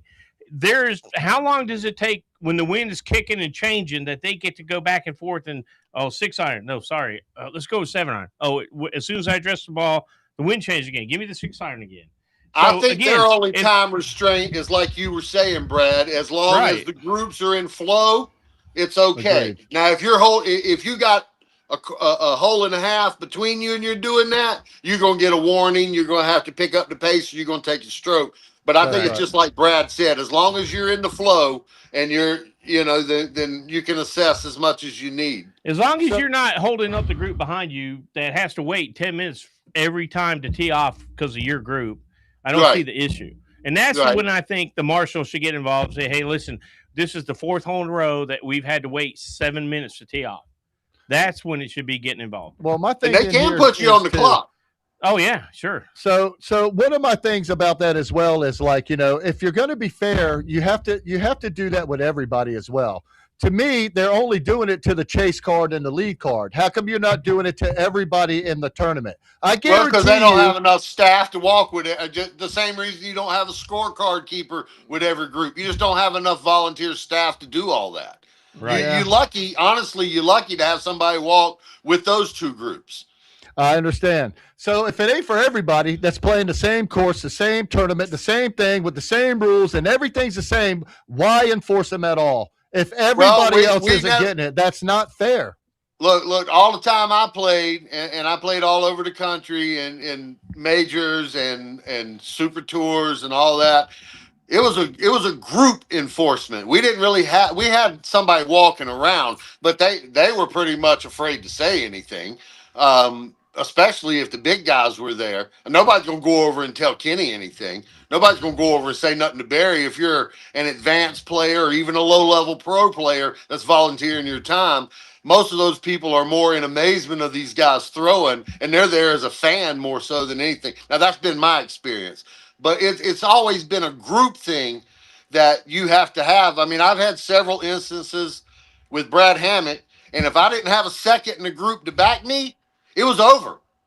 I could scream and holler, I could bitch, whine, and moan all I wanted, but it didn't really matter unless a second in the group backed me, and that's how we handled it back in the day. Right. Yeah. I don't even know if you need a damn second these days. Well, I don't know how it works. Oh. See you, homie. Prutzman was in the building. He's out. Prutz. First tiki winner. First tiki winner. Oh, hold on, man. Hold on. Wait a minute. Hold on a second here. Wait a minute. That's my money. How'd you beat my score? He shot one over on the front too. Oh. I forgot to tell you. We should split it. Sean the camera. We're gonna play it off. It's supposed to be one tie, all tie. Oh no, we gotta play that shit off, man. Let's go outside putt. Oh my God, I know. Put it off. Our camera don't work. Well, technical difficulties. Inside, not outside. Oh, freaking! We don't have a basket inside though. TD on Circle's Edge means technical difficulty. Tech dick. No, it means technological differences. Man, oh man. See you later, buddy. All right, have a good one. Well, if you guys didn't know, we were supposed to have John Biscoe here, and he actually is out in BFE. He tried to come on for about 30, 45 minutes, and unfortunately, he just kept glitching in and out, and we lost service on him the last few times. So now he's gone. We're going to try to get him back at a later date at a different time and bring him in. Give some shout-outs to her. Peeps. Dude. Hey, Rob. Commentating. Yes, sir. Oh, yeah. I see some pictures up behind you. I've got a couple of paintings that a roommate of mine in the mid-'90s did of a couple of golf holes. Yeah. When you come down to see me, I'd like to send them up, and you guys can use them. I'll never use them. They're just sitting in the back room. Fair enough. Well, thank you so much. That's what's up, man. We will. Thank you. Yeah, we have a whatnot that we've been doing on Monday nights as well now. So we've been selling some Circle's Edge apparel. Yeah, and I got a beef with your brother. Oh, that's right, Paul. And I got a beef with your brother. I met your brother, bro. Where is Paul? Bring that son of a bitch. He's in there watching. He's probably watching the Braves game in the other side. You better bring his ass in there right now. I got something to say to that son of a bitch. I'll have to go get him because I'm using his phone. I can't call him. You better go. What? He's letting him use his phone. I know he is. I bring him. Yeah. Well, he let him use it last week, what's too. your beef with this man? Oh, my God, man. He come on my damn whatnot, and that man is the damn talk of the town. All he did was go in there and just say, yeah, and you know I love Paul to death. I haven't seen or talked to him in forever, and I was so happy that I did see him in there and figure out it was him. But I was just giving him hell because he was giving me hell, you know. Yeah. I ain't got no money, but I want your disc. What do you got? He's like, I'm not buying nothing. You're giving it away. I'm waiting. If nobody wants it, I'll take it. Oh, my gosh, man. But I just thought that was funny as hell, man. He kept he's social media savvy. I do know social media, but he does it all. Yeah, well, I hope he keeps joining our show. That's for sure. Yeah, so we do that every Monday nights now, or whatnot. We do every Monday night, 7 o'clock. We do a podcast every Wednesday. But the reason why I even brought that up is because we were talking about getting so you know, like on a Kill Tony podcast, they got their painter up there and he does a portrait the whole time if you watch that one. But we're talking about getting Cam Todd to come up in here and do a live painting while we're doing the episodes. Bob Ross. Yeah, we're trying to get him in. We're trying to get him in. And then we'd like to auction him off, you know, help create some income for him and for the podcast, for the whatnot, you know, bring it on or whatnot or do it on the show, whatever. But yeah, it was just like a cool idea. I got it commissioned right now doing some cornhole boards for the wedding. Oh, really? Yeah. Oh, shit. Let's go. Yeah. All right. If y'all didn't know, my buddy right here, I don't know, he's getting married on Saturday. Yep. Everybody's invited. Congratulations. It's here at Deep Creek. Hell yeah. Congrats, man. Thank you. Congrats, buddy. Thank you. I'm blessed. I'm super happy. I met a great girl, and she's amazing. Yeah. I'm excited. I'm excited to go. I can't believe he's letting me go. I can't believe. I listen. I'm 0 for 1. Not gonna lie, I'd given up. I said I'm done. I don't believe it's out there, and she changed my mind. It's out there. Yep. It's out there, guys. It's out there. I'll tell you.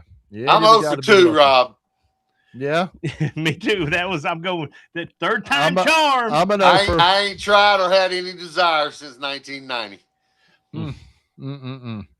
Well, over. you never know. Maybe. Happy. Just with me. Yeah. Well, I got me one as well. We're doing great, doing good. Is that her? Yeah. If she could skip the day, that'd be helpful. Sure, you can skip. That's no problem. I have some announcements. I can highlight somebody for us. Absolutely. Don't worry, Michelle. Michelle's got some other stuff that she's got to get into, and so we'll get with her next week on her shout out for the women. No worries. While we bypass that, I just like to make one quick thing. Yeah. We lost a good friend a couple weeks back. Yep. Clay Harless. We did. And Sunday we're doing a life celebration at Adams Course, Sunshine Acres at 10 a.m. So if you knew Clay, you were blessed. Yep. Come out and celebrate with us. Definitely. He was a great man. Superman, always had a smile on his face. That's right. And it's, Fly on, buddy. My man. Yep. We'll see him again one day. Yeah. We'll Give see him- a give lot him of a cage daggone hit. people. Just fly on right there on that coffee mug. Right on. There it is. There it is. All right. So what do we got, Joe? What do you got? You got some what do you have? Some sort of announcement of what? Let's shout out our sponsors again real quick. We can What do do you that. think? We can do that. Today's sponsors, as always, we have Atlantic Coast Screen Printing, our favorite people for all of our screen printing, embroidery, and promotional needs. Yes. You can find them at AtlanticCoastScreenPrinting.com. They are launching a new website right now, so it's only going to get better, and they're going to make it nice and easy for you to access all of their stuff. And then, of course, we've got Forgotten Road Ales, our main one of our other sponsors, Forgotten Road Ales at ForgottenRoadAles.com. Brewery here in Graham, North Carolina, with 3 other locations around North Carolina. And of course, we have Printavision.com. It's for all of your video in print needs, for all of your business video in print needs, from business cards to boxes to brochures and more. Check them out at Printavision.com. That's Printavision with a Z. That's right. And let's not forget our other sponsor too, Deep Creek. That's Ross right. Davis. Let's go ahead and do their updates too. We have they've got some stuff going on this weekend, I believe.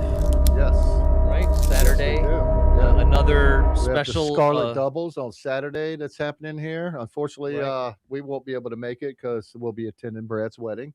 But here is the Scarlet Doubles on Saturday, and then of course on Sunday we'll have the Deep Creek Dubs as well. Don't forget in 2027, I know that's next year, but the Tim Zielinski will be held here as well. So we're out here doing some work to the place, getting it nice, looking sharp for that. And yeah, man. And check out our games, right? Yep. You guys out there, dreamcourse.golf. We created a 2D isometric design, build, and play game.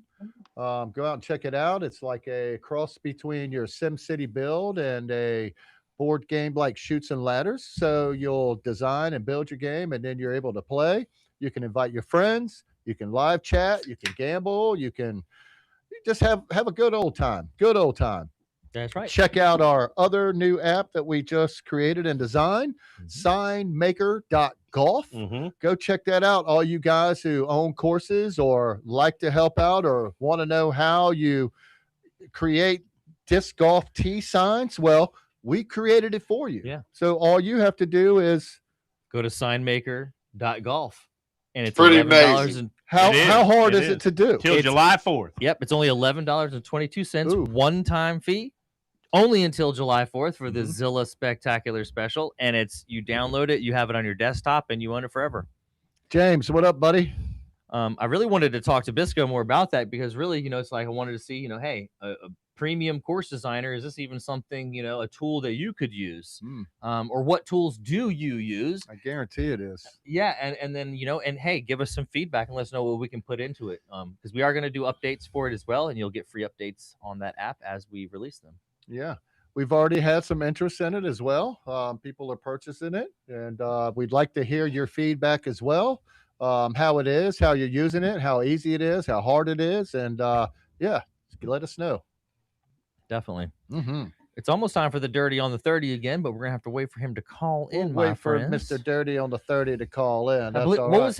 What was his question he had? He had a question for everybody. It was. Let's try and recant that so we can get it fresh on our brains. Yeah, let's get it. If we know the question, let's get it out so our people can chime in on it. Right. What was the question? If I can remember, I can't remember. He had so much to say. Oh my God! Come on, Billy, help us with that. You guys remember out there? Can y'all remember what Curdy McGurdy You are asking the wrong short-term memory. Crisco, I know you've been watching the whole time. What was the question, Crisco? He said he had one question for everybody to stew on. It was one damn question. Something about Ricky. Oh, it was the last shot. It was his shot when it hit somebody. What does if what he do you gives do if away? what did Ricky give? Right. If he gives anything, and what would you give if you were a pro player on tour and you hit somebody, or what would you give somebody if you were not a pro player and you hit a random person? Have you ever hit a random person? Oh, I have. If you've been in the game long enough, you've hit somebody. What did Ricky do after hitting? I've hit cars. Nick. I've hit people. I've hit trees. Oh, man, I mean, I would think if it's a disc golf fan, I would think you either take a mini or a disc out, you sign it, you hand it to them, you have a little interaction with them, and you go on about your business, and they've got a story to tell for the rest of their life. So think about do you do it then, or do you do it after the round? No, you do it right then. You do it right then. And you get them one out of your bag, something that was in the bag. Something you don't need. Right, something that you barely throw, but it was in the bag. Well, yeah. And you've got backup in your bag. Yeah. We thought we had plenty of plastic. Or been hit. Yeah, I've been hit, James. That's for sure. I've been hit before. Have you? No 4 calling son of a bitches. Hell yeah, I've been hit. Damn right. You know, and it was at our course in Bayville, and well, it was. Come on, then. You can't go there, and you can't go there and not hear. You kind of can now, but back then, just before we redesigned it, it was you would hear 4 on every damn hole, man. Every hole. They did. We lost a lot of trees there, and they just removed a few. Storms and everything. Them out and put them around the Say it again. Since they changed it, right? They took out holes, right, to make room. Didn't they take out a hole to make the extra room? There's still you have to yell 4 all the time, but we actually added 2 holes. Actually, it was an 18-hole course, and it was 20. But they did something. But we left 1 hole the same on the course. It was hole 16. The only thing we did different to that is we built a mound on it. But that hole is the only original hole left from the Steady Ed design. Okay. We had to change every other hole because not really. It didn't have to be. Yeah, it just kind of worked like that as we're going around, and that hole just happened to be like we didn't really have to do anything to move it. It was out of the way, from another tee pad and stuff like that. So, and we wanted to keep 1 hole, and I don't know if. Hell, I'm trying to think of a signature hole back then. At that maybe hole 6. Maybe I think that was one of the holes that had never ever freaking been aced, man. And I wanted that damn hole so freaking bad. And I was up there one day, and I chained out of that son of a bitch. But I do know one of my good friends. He did fucking ace that hole just before they took it out. Skinner. No. Kelly Washburn. Do you remember a Kelly Washburn, Billy? Kelly I do Washburn. know that name. Dr. Rocket. Know that name. Yep. He slammed the hell out of that damn chain, man. Oh, my God. How many aces you got, Robzilla? I have 57. Nice. Yes, sir. Yes, sir. I've got 9. 9? 9. Right on. I have 28 that I call aces because when you go to somebody's backyard and it's only like 120 feet, I don't count that. Never had. No. It had to be on a legitimate course with a tee pad. And Aunt Godwin. I don't you, count like emptying your bag, second shot aces. Having. I feel like you got to be. I feel like you got to be legit, a competition. Stand up, do the first paid money competition for it to be legit. Aunt Godwin used to give me crap because as far as I was able to throw in my heyday, I never had an ace over 300 feet. And then it was like, I don't know, maybe 2008 when I finally got one at like 315 at Cedar Rock. Nice. But he kept saying, well, I got one over 300. Do you? Gertie McGurty. Oh, there he is. I was about to say, where is he? He was here and he's not here. Here he's here. It's time for the dirty on the 30. Of course, why is this not playing? Nope, wrong one. TD. Why won't it play his intro? Stop. Yeah, but then it won't play his intro. I'm just kidding. Why not? There it goes. One man stops at nothing to bring you all the dirt from the course every 30 minutes. He stares death in the face and putts. No topic is out of bounds. Oh, now he's gone. Here on Inside Circle's Edge is Curdy McGurty's Dirty on the 30.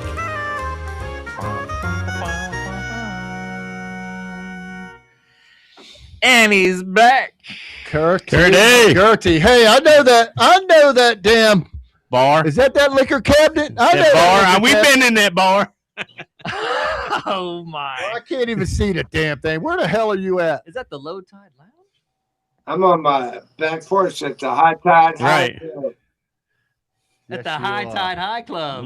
The High Tide Hideaway. That's Hideaway. And I'm here. I'm hiding away from y'all. That's a beautiful place. That's a beautiful place. The liquor cabinet ain't too far away. It's in the other room.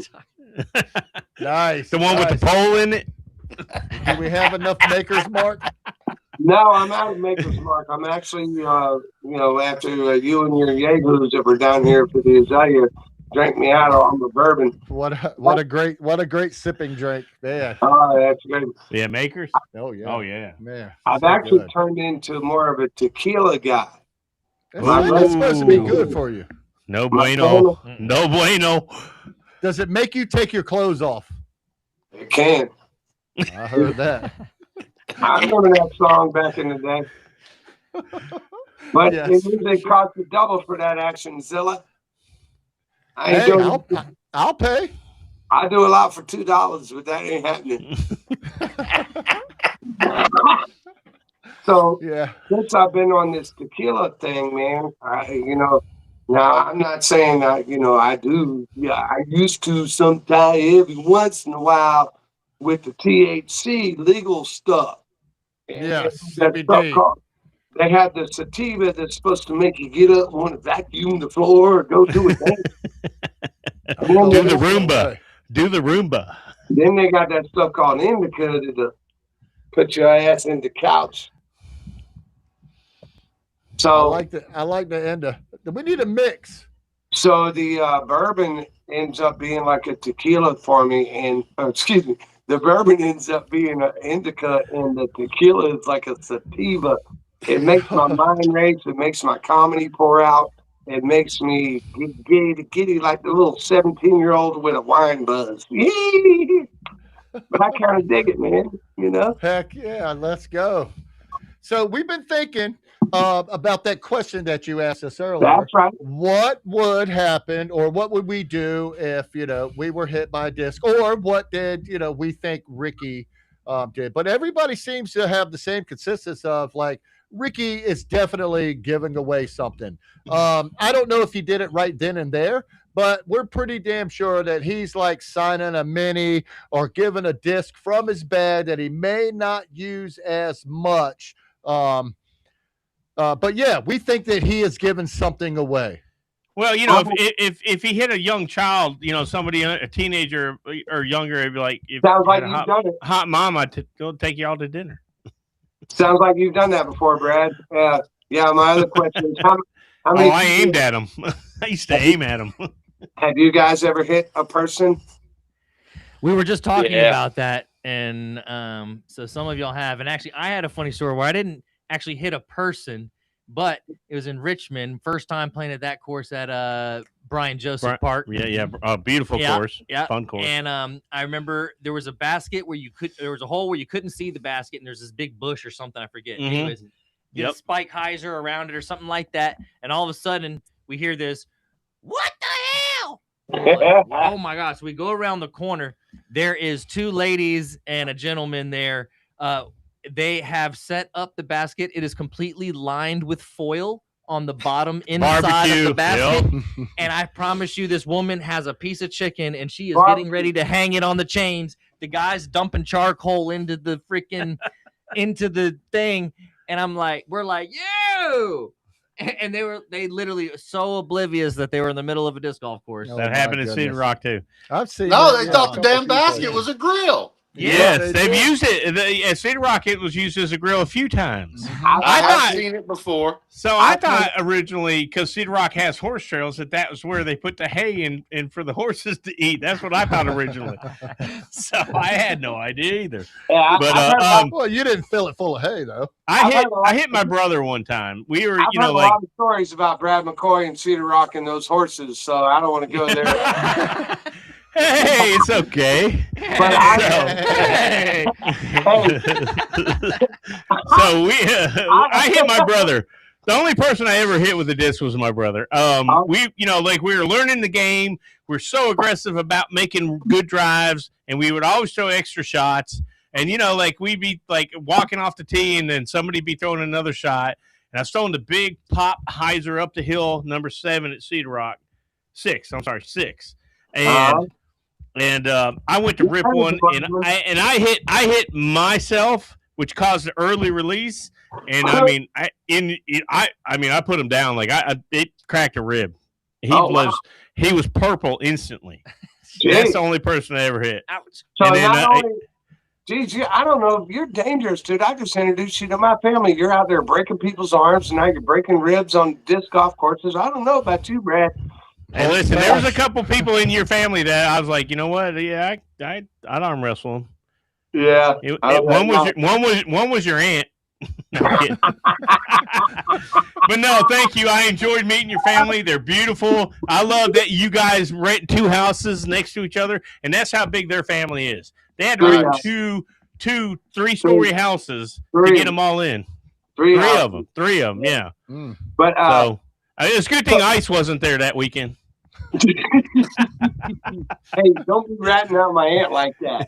That's how I get the tan. You tell her I'm calling her out. Yeah. I don't have an aunt left anymore. But anyhow, so guys, one thing that I've never hit a person, but I did hit a bird. It was standing on the ground. It was one of those around the corner hyzers, and City shot, and it skipped. And then when we came walking up right beside my desk, and my friend Ray said he thought it fluttered, saw something in the woods fluttering off, but it did fly away, and so it was all good. And I made a birdie on the hole. Nice, 2 birdies. 2 birdies. Y'all, any of y'all remember Wyman Fogg? No, I don't know.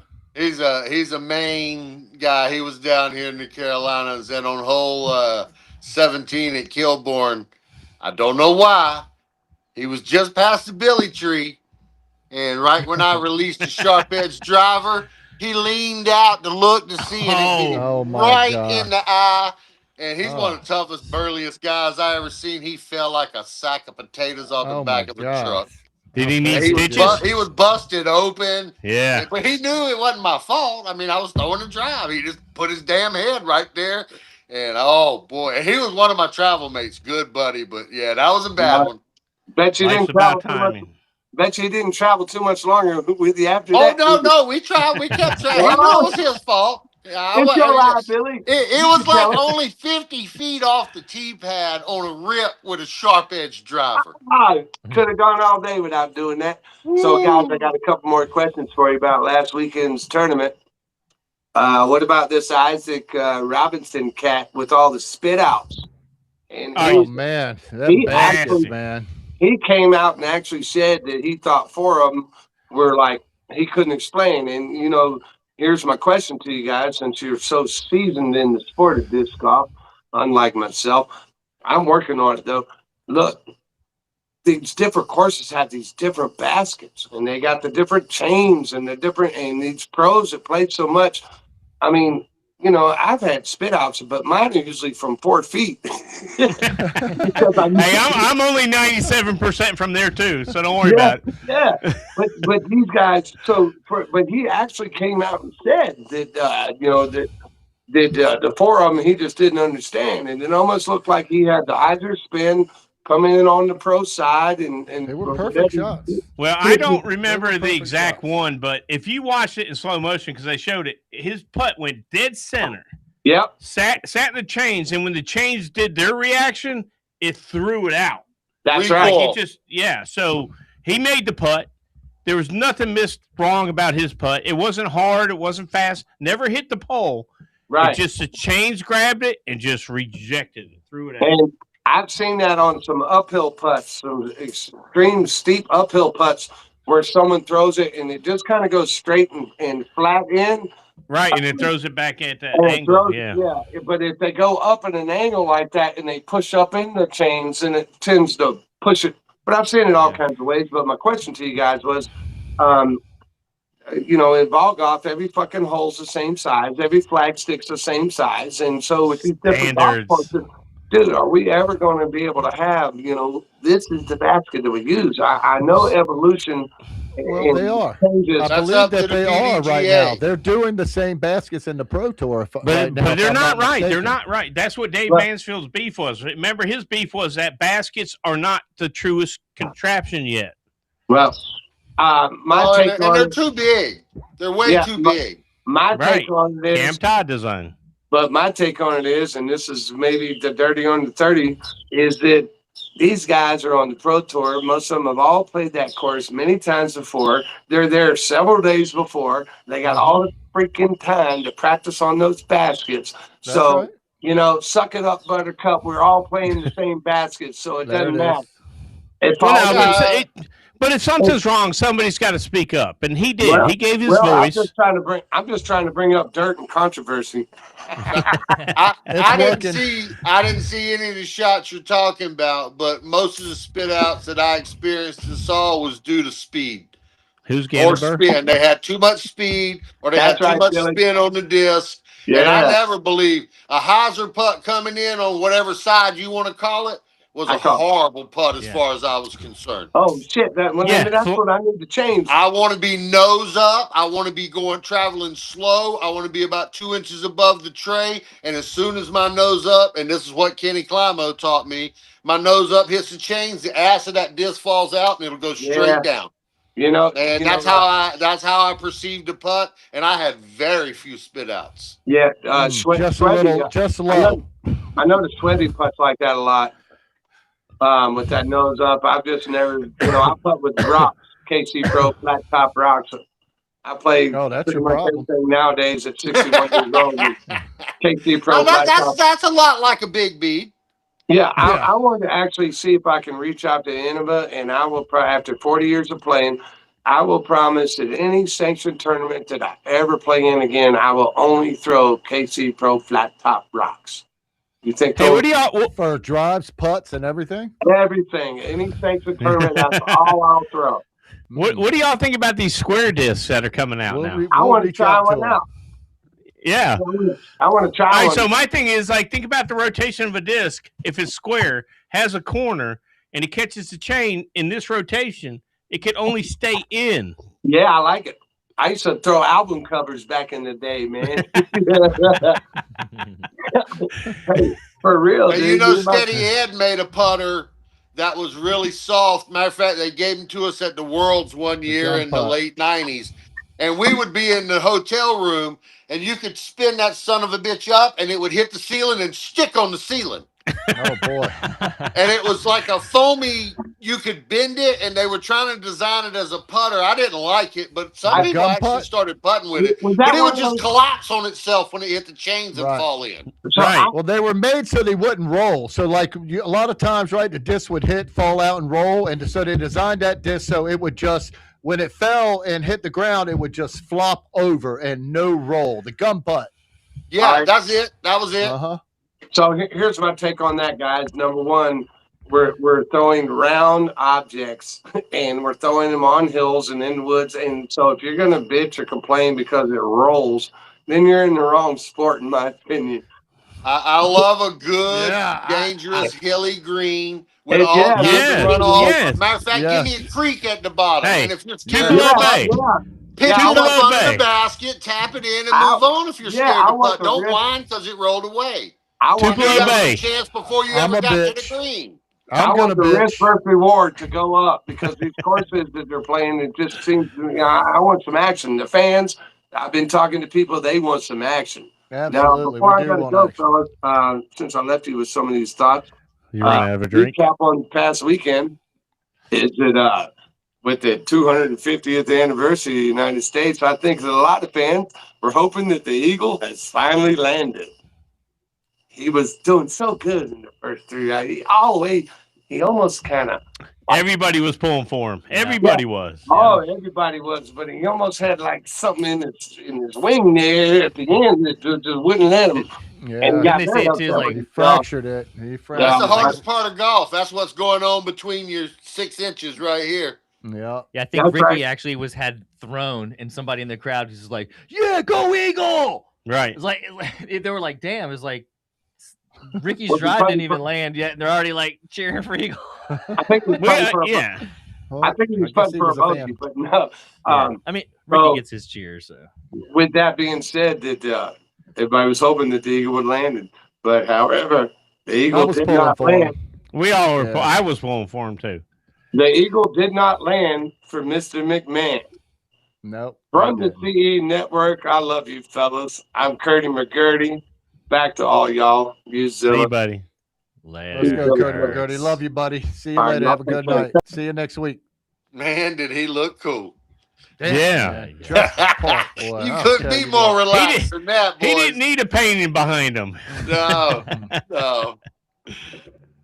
So we got a little shout out that we want to do before we head off the air here. We got about 10 more minutes or so. And at the beginning of the show, Joe had mentioned that he went and played a tournament in Williamsburg, the No Quarter at New Quarter, this weekend. He said he played okay, just good enough to cash. Yeah. Said he had a good time. Ran into a lot of old friends. One of our other good friends was there, Brian Schweberger, and we believe he just captured his 481st win. Yep. 481. 481. So I think Joe has a little montage or something. Yeah, I believe a few that he little wants to shout outs show about here. his Yeah, weekend. show my big brother. Yeah, that's right. The players. So this was the favorite. No Quarter 18th annual No Quarter at New Quarter in Williamsburg, Virginia. It's my home course, ran by the amazing Tim Dempsey and John Roy. Shout outs to the Douglas family and to Bridget and to everyone that helped out make the tournament possible. Who else do we have out there? And thanks for sharing that property. Amen. Oh yeah, it's so beautiful. I don't know how to do this right, so it's probably gonna keep putting us back up and down here. Hold on. That's all right. All right, Schwebby, 19. Who's that on Let's the do list it. over there? So this is our disc spotter, the pirate. So it had a whole pirate theme out there. It was really awesome. So the Is whole that not John Roy? no. Shit, it looks like John Roy. No, John disappeared before I could get a shot of him. I'll But be dead. that's why I'm wearing his hat All right, right well, now. that's John Roy. This is my shout out to John Roy right here. This is my old school Grange bucket cap that he gave me. Shout out to the Grange, too. Let's go. Yeah, it's an official John Roy piece. So propping it for him. There's Tim right here in the background. Is that Chuck Conley? Looks like Chuck. No, I know that's it's my not. boy. It's actually a guy I played with. Damn it, what was his name? Let me bring it up here. He won his division the second day. Stuart Crawl. Okay. He played with us in the MA40s round, the first on Shit, Saturday. 70? Yeah, and he played Holy with us though shit, in the 40s. he looks 50. Yeah. And Let's he go, held dude. it up, man. So he played both days. He played 4 rounds. So I was dead after the first day. He Yeah. played both tournaments in 2 Don't divisions. let that old man show you up. Way to go, buddy. Yep. Congrats. And then we got Alicia Knox, part Let's of go, Circle's Edge Alicia. team. She took down her division on the second day. But the first day she had to play against the men. She played in my division. Right. Oh, wow. Right. Yes. And I think she beat a couple few, I Let believe. me see here. Let me pull it up. Yeah. Let me pull up where I was at. Here's the bubble. So she placed 14th. She beat. Oh, my Steven. gosh, she beat her husband She beat. by a stroke. Oh, my gosh, stroke. Steven. Let's go, Hubby had Alicia. to do the dishes. Oh, my goodness. That's amazing. Her breakfast in bed, right? Are they? I hope they're on the chat. Are they on the chat? Yeah. Yeah. Good to see you, Joe, at New Quarter from Alicia. Nice. Way to go, Alicia. Way Good to kick shoot. ass. Yeah. Heck yeah. We had Heisel out there. This is Heisel, Chris Heisel out there. We were just talking about him earlier. Biscoe was talking Yep. about how Yep. Heisel's the one that introduced him to disc golf, or that there was more to disc There golf, was more disc Yeah. golf That there- into. that people were out Yes, there. yes, yes. An ambassador for sure. Mhm. Yeah, who else What's we up, got Chris? here?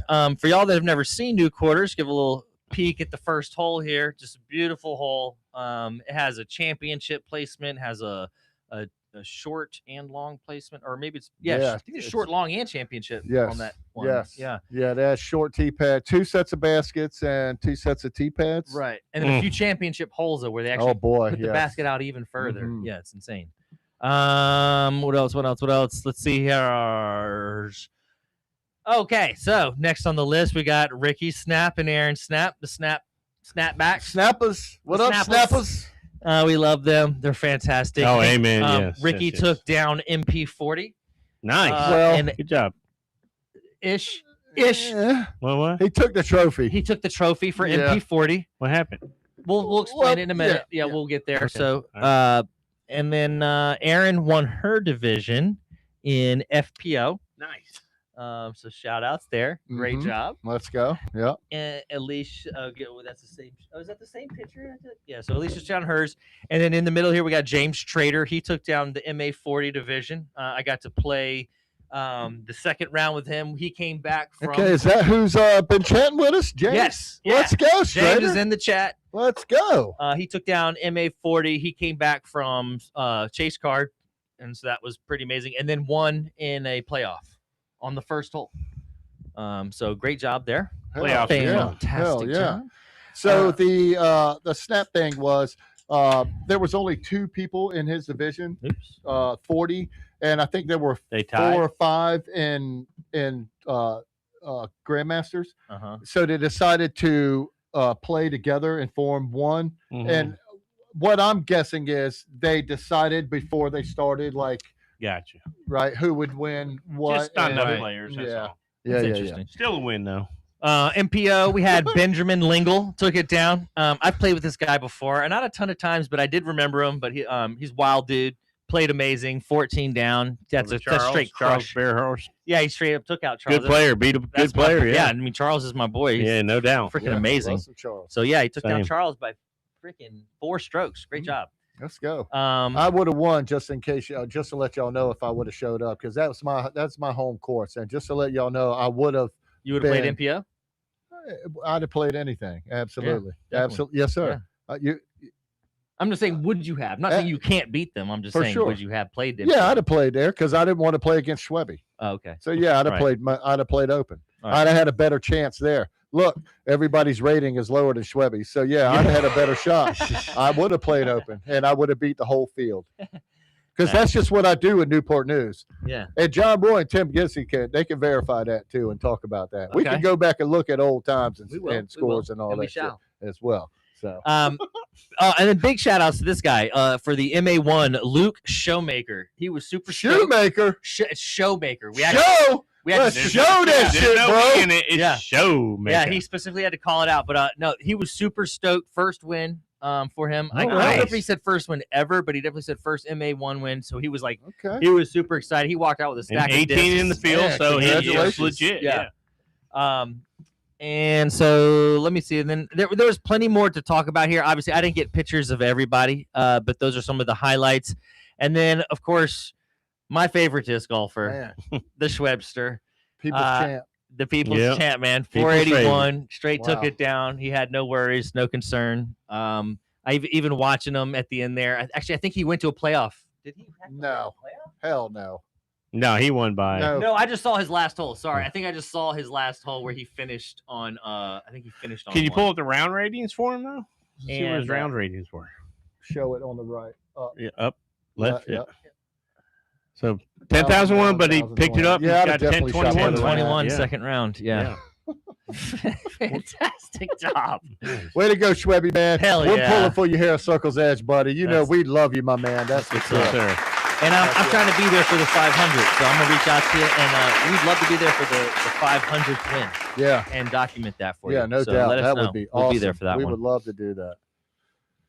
That's pretty much it. That's all I had there. Then we'll get the team pitch up there again. There was shout out to everybody that showed up for day 1 and day 2, and especially all the Circle's Edge heads that were out there. Barber, Heisel, myself, the Knoxes, Sean. Meatball was at. I almost forgot Meatball was out there. Yeah, no doubt. Be all the Heck yeah. Bennett's guys that were out there. Shout outs. Again, always a pleasure and an honor to be here with these two guys. You're welcome, buddy. You're Yep. welcome. Good to see Much you. love Thanks right for here. Coming by. All right, yeah. Well, before we go, a couple more things too. We're gonna do our player highlight, where we highlight our Oops, what happened there? We lost you ourselves. know, some of our players who play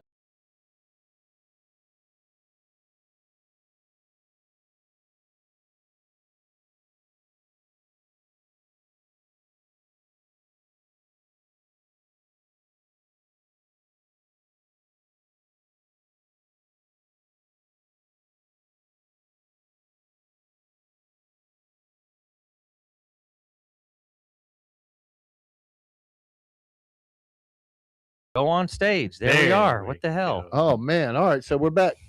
And we're back. So we're wrapping up, but we're back. So this weekend at the Disc Golf Pro Tour, the Northwest Championship presented by Latitude 64. We're not even going to tell you who won because we don't really care. Inside Circle's Edge and Disc Golf Scene bring you notable tournaments from around the globe. Put your upcoming tournament in the chat. Let's go. Let's fucking go. So we're going to talk about this man right here, Sean Sullivan, PDGA number 319725.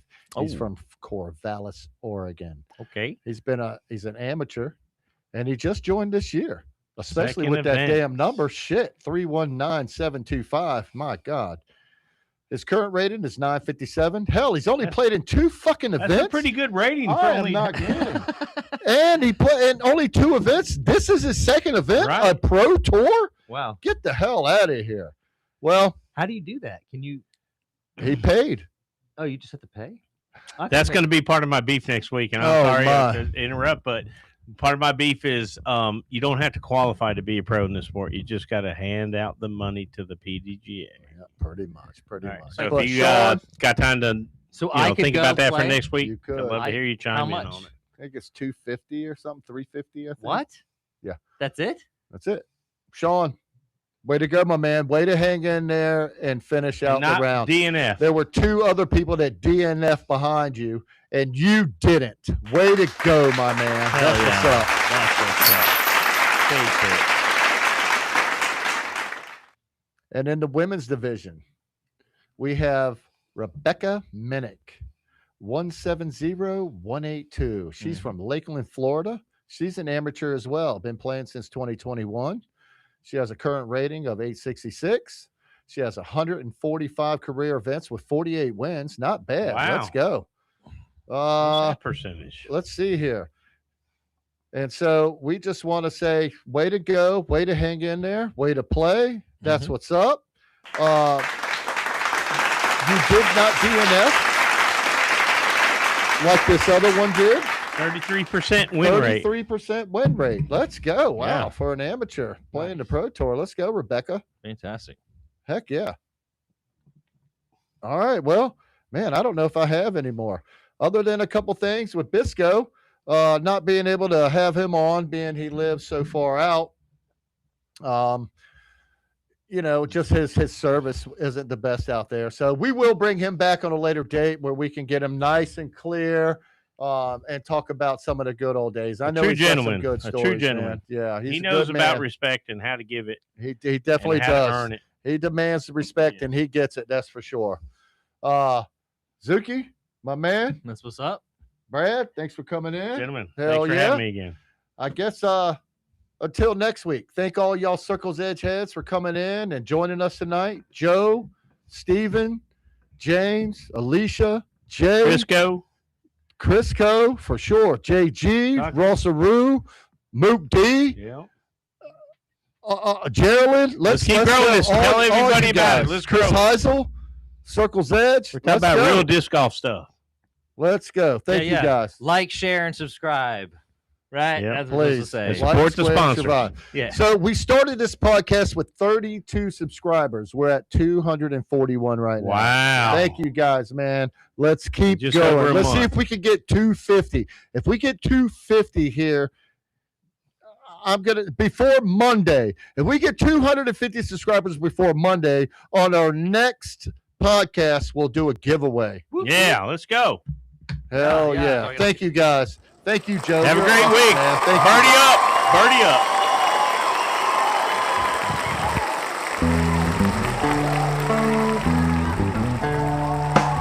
Alarm clock goes off at 5, and you're barely alive. You got to be to work in an hour. You got time for a nice hot shower. I'm off. Yo, End we're up back. nice and clean, you know what I mean. Just stay out of the tub if you want some love. Later, guys. We Just love turn you. on the shower massage. You'll be well on your way to a perfect day. Scrub your back. Get that crick out your neck. Make it feel so good you'll be ready to pass the test. Hour after hour, baking in the shower.